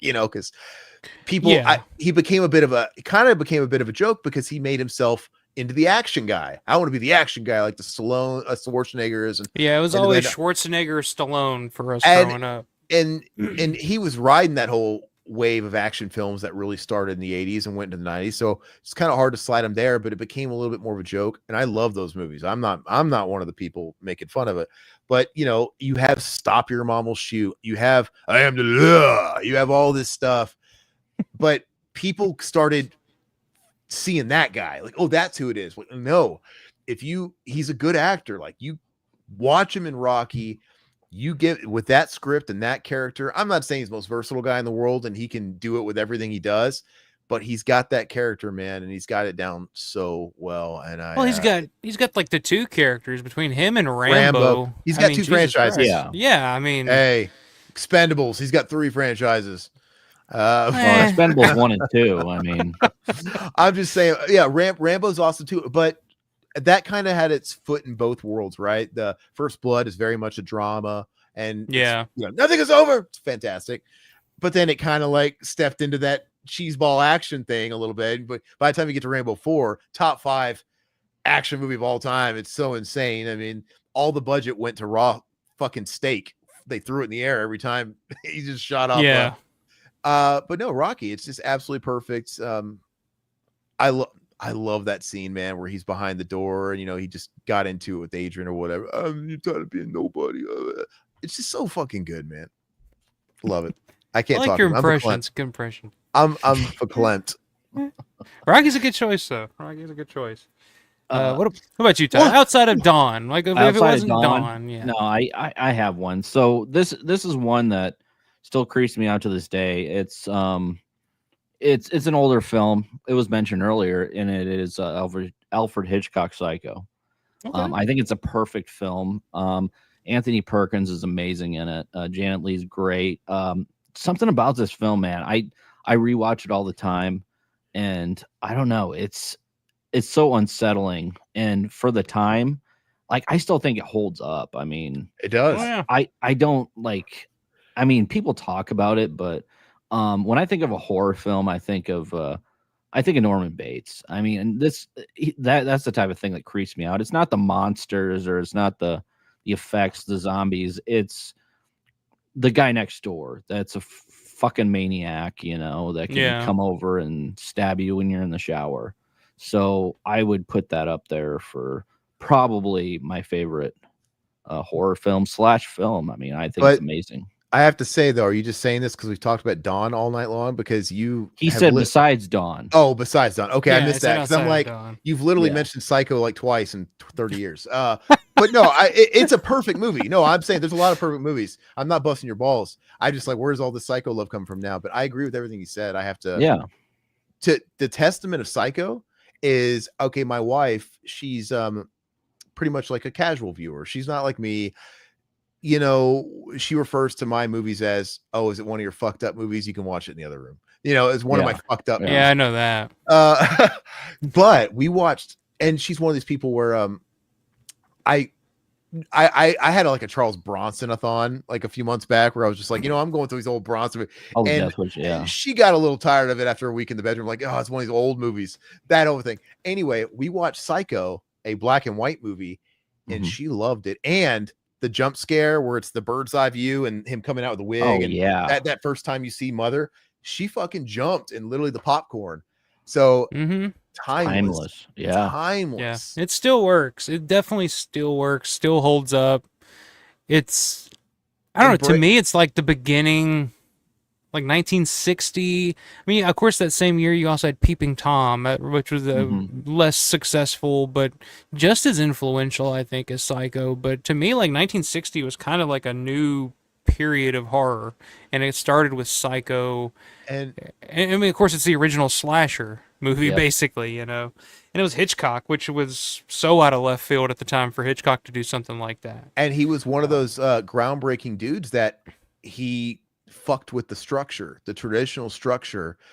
He walked so a lot of these guys later on could run, but he started off with one story with Janet Leigh and all this stuff. She's got the money, she's going from Phoenix to LA and the embezzlement, and then flips it on its fucking heels with a random act of like, the staying in the night or whatever, just totally a random thing. And then it turns into Anthony Perkins show. And then your star is gone. He trolled everybody. The marquee was gone. It's like, what the fuck happened? Granted, they're looking for her and you got the detective and stuff like that. So there's still a bit of a thread there, but it turns the whole fucking story. But killing the big star off, 45 minutes, an hour into the movie, and you still got a whole other part of the movie to go, like unheard of. You wouldn't do that today. It would be like, it's not an hour even. It's not an hour into that damn movie. It's like, and halfway through. You have movies like From Dusk Till Dawn kind of takes the whole psycho thing where it's like, hey, we're doing a heist movie, escape from the law movie. We got to take a detour. And what the fuck? We just turned it on its heels. It's a totally different movie now. And, all that shit we were talking about before about getting to the border, none of that fucking shit really matters anymore. And by the end of the movie, it's just like, they made it to sun up and it's like, well, it's crazy. But yeah, that's totally a psycho thing. Oh, yeah. Blake says one of my favorites is No Country for Old Men. Michael, Jason, Freddie are a joke compared to Anton Chigurh. That's a great movie, too. Another great one to watch in black and white. It works really well in black and white, believe it or not. Steven says favorite non-horror score tie between Thief 1981, Flash Gordon 1980. Thief is a really good score. Is that Tangerine Dream? Did they do Thief? Yeah. I think that's Tangerine Dream. Yeah. Queen, of course, Flash Gordon. Yeah. I picked up that in Japan, a Japanese press of that when I was in Japan a few months ago. I guess I've seen that one, Justin. Les Samurai by Jean-Pierre Melville. No. I think I've seen that one. All right, final question. 10th question. I asked this of everybody, and I want to know this tells us a little bit, tells us about how you would handle the end of the world. Are you Team Ben or are you Team Harry? Night of Living Dead. Oh, I thought you were Are you staying up? Are you boarding up? Are you staying upstairs? Are you fighting? Are you boarding up the windows? Are you doing all that? Or are you hiding? Are you boarding up? You going down to the basement and just waiting for help? What are you doing? I thought you were going to ask me if I was cut or uncut, and I had an answer for you. But well, you can answer that too if you'd like. I think as an armchair quarterback, we'd all love to be Team Ben, right? I don't know how would it play out if you're actually in the moment, because they had a kid. Ben was by himself, and he, but I would like to say I'd be Team Ben, man, fighting it out, and because. What's the alternative? I mean, you're gonna die. I mean, who knows? Maybe if they did, I don't know. Is there any alternate reality where they could have fended him off and hid out till those fucking rednecks came the next day? I don't know. But Team Ben, I guess. Okay. For me, it would probably be I would hide it out in the attic personally, but no. You're the guy that's going for the high ground in a horror movie. Yeah, I'd go high ground. You're all those guys. Yeah. So high ground's easier. I mean, but for me, no, I'm with you. I'd be Ben. I would go out swinging. I mean, I would throw my kids and my wife down there in the cellar. Oh, I thought you were gonna say you'd throw them. I know. Like, here, buy us some time. Whoever your least favorite is, like, yeah. Hey, I'd throw them down the cellar. Yeah. Going out swing. Okay. Going out swinging. I'm thinking like you'd be. Sorry, that's inappropriate. You're like, I'd be like Ben going out swinging, like swinging that big anaconda at him. You can take as many as you can. Speaking of cut or uncut, right? What a great. Too bad he didn't. Really go on to do. Speaking of okay, for Night 90, how did Ben actually become a zombie? Did he just die and got like? Was that ever explained? Was he bitten? Yeah, I think. Well, he was shot. He got shot when the gunfight with him and Harry. He ended up, dying in the cellar, and then you don't have to be bitten to come back. You die, you come back. I didn't know he died of that gunshot because it looked like he just Can I ask a question? Yeah. Which ending do you like better, remake or? Original? Oh, the original. Yeah. It's great.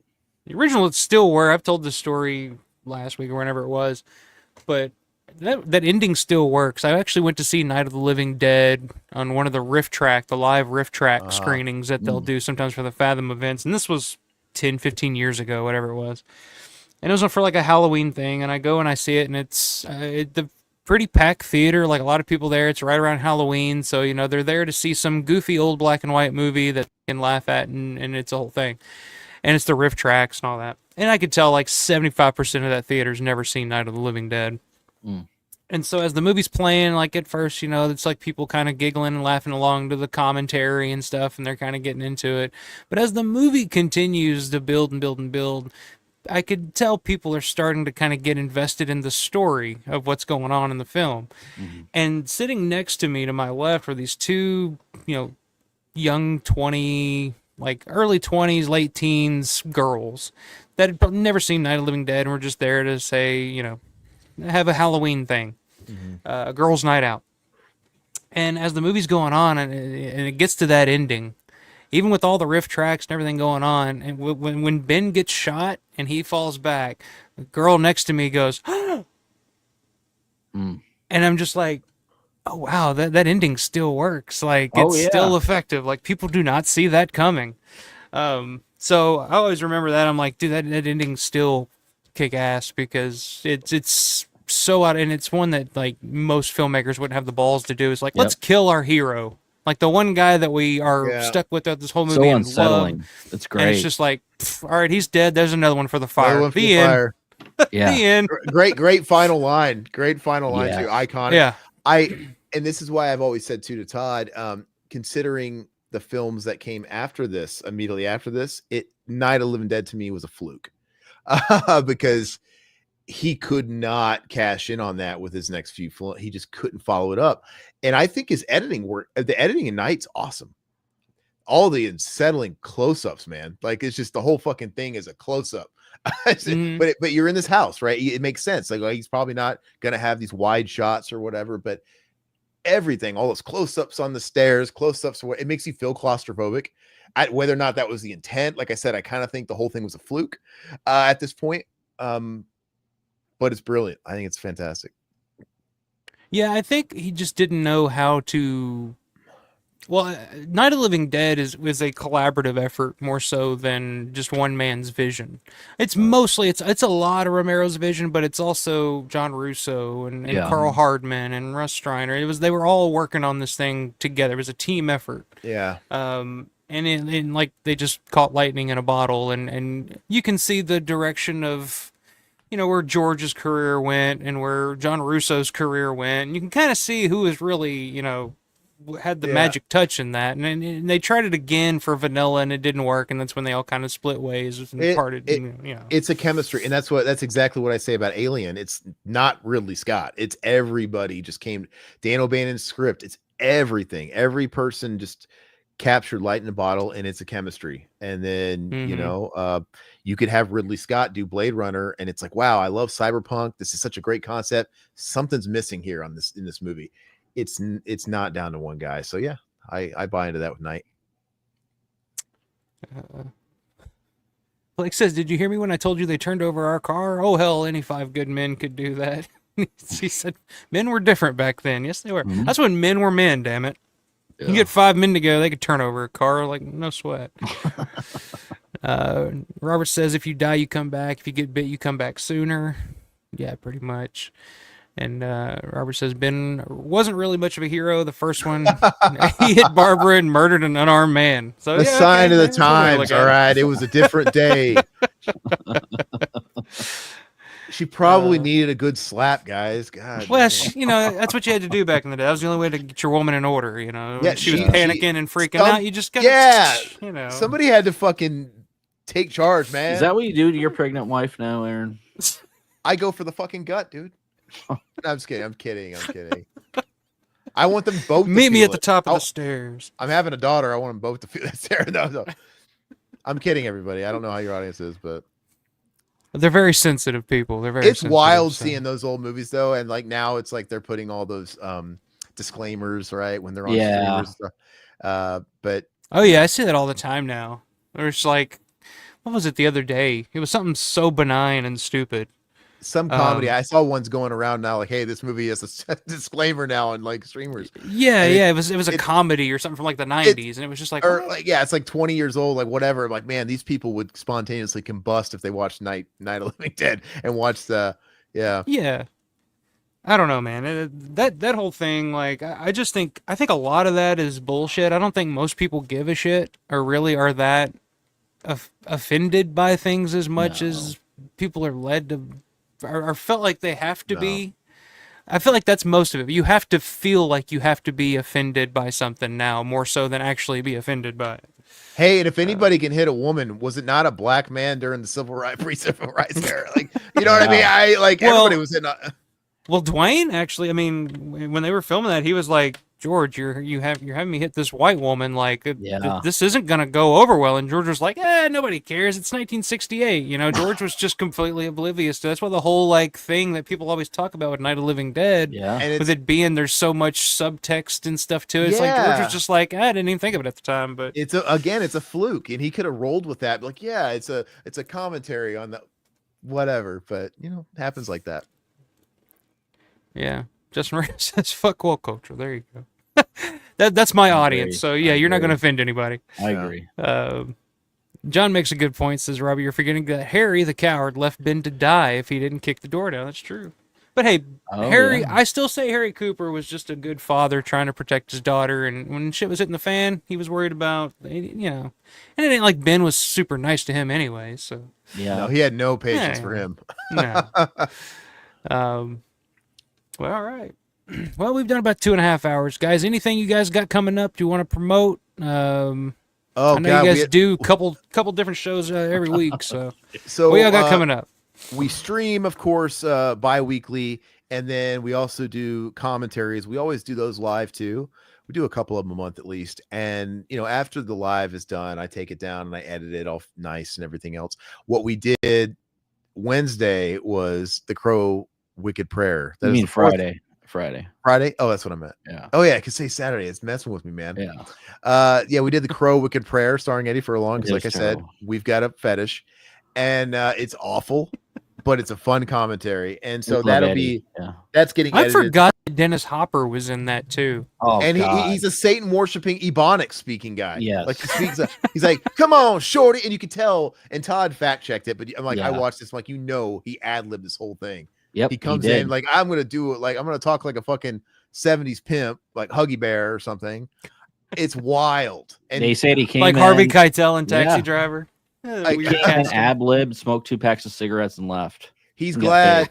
I mean, it's a good thing he died in 2010 because he would not have survived in a 2020 post world, right? With all, Dennis Hopper. Nah. But so we did that. So that video is actually going to come out in the next week or so. We got a bunch of stuff, man. I can't think of anything. I just hope you guys all check us out.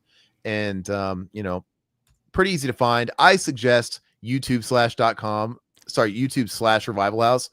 When you type in Revival House, man, I love our name, but you get a lot of church stuff. And we get thrown into the same issue. I have the same issue. People look me up and it's always car shit. It's Alfa Romeo cars. I'm like, fuck, I should have figured that out. For you, I have to put Alpha. If I want to pull up your channel easily, Alfa Romero, Dawn of the Dead. Then you come up. So for us, Revival House Podcast will pull us up. Or reviews, But just YouTube/Revival House, man. We've been around 14 years now. Yeah. Tons and tons of content, man. We got commentaries for years. If you're just now discovering us, we've been canceled many times. Let's just say that you've literally got years of material. Yeah. So, but yeah, so that's it. Just check us out. There you go. Let me see a couple of comments here. So John's defending. John and Robert are going back and forth about whether or not Ben should have killed Harry. I'm still mad about him. I was saying, I'm still mad that he drank out of my fountain.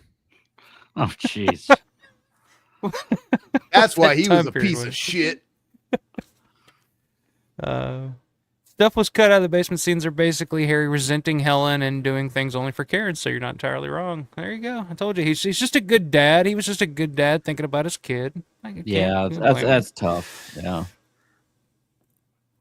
John says, Robert, letting Ben die is still murder, just in a passive way. So, there's different thoughts there. That's why it's great. The characters are complicated, right? They're not completely black or white. There's gray with them. It's good. Justin, thanks a lot, man. Good to see you. This is a dope stream. Appreciate it. Robert says, I agree with you, John, but he is still an unarmed man. So they're still going back and forth.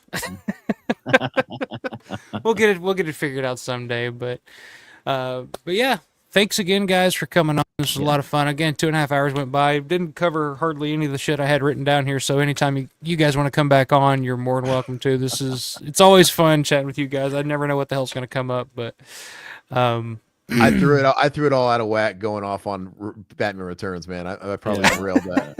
Well, I didn't mean to get you started on that one, but it was enjoyable. I appreciate it. I appreciated it. Anytime you can razz Aaron, I'm you happy, didn't. I didn't. This isn't my show. I'm waiting for you to do the way you do. You were reading comments. You didn't read I saw somebody was like, I'll show you my my French flipper trick. I was waiting for you to read that because I had it all. I had it. I remember seeing that, but I had it in the chamber. I was going to be like, Penguin knows how to work the clip, whatever. Whatever. I was going to talk more about it, but you wanted to move on past it. There you go. Yeah, the French flipper trick. When he's, I don't know.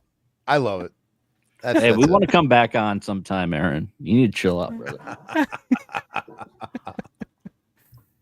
Oh, the old French flipper trick.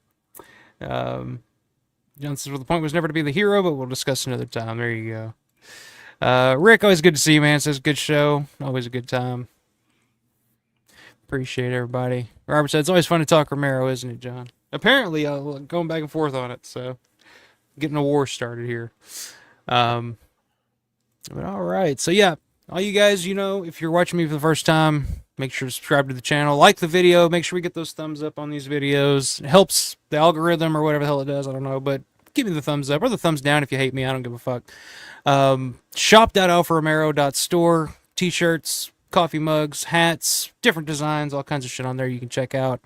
And it's TeePublic, so you can pick what type of shirt you want, what color shirt you want. You can get creative with it. You can just use the design, so it's pretty cool. What do I got coming up? I don't know.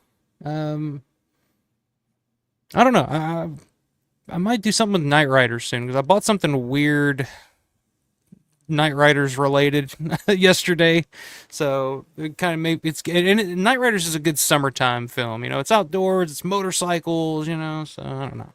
Maybe we'll do something like that, but well, Bonnie, thanks for coming in. Good to see you.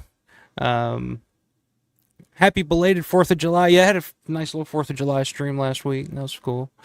But yeah. I love you too, Robert. Always love you. We've been seeing Night 90 Robert over on our channel, man. It's nice to have you, man. Yeah. Good people. You had a great chat, man. You got a great group of people.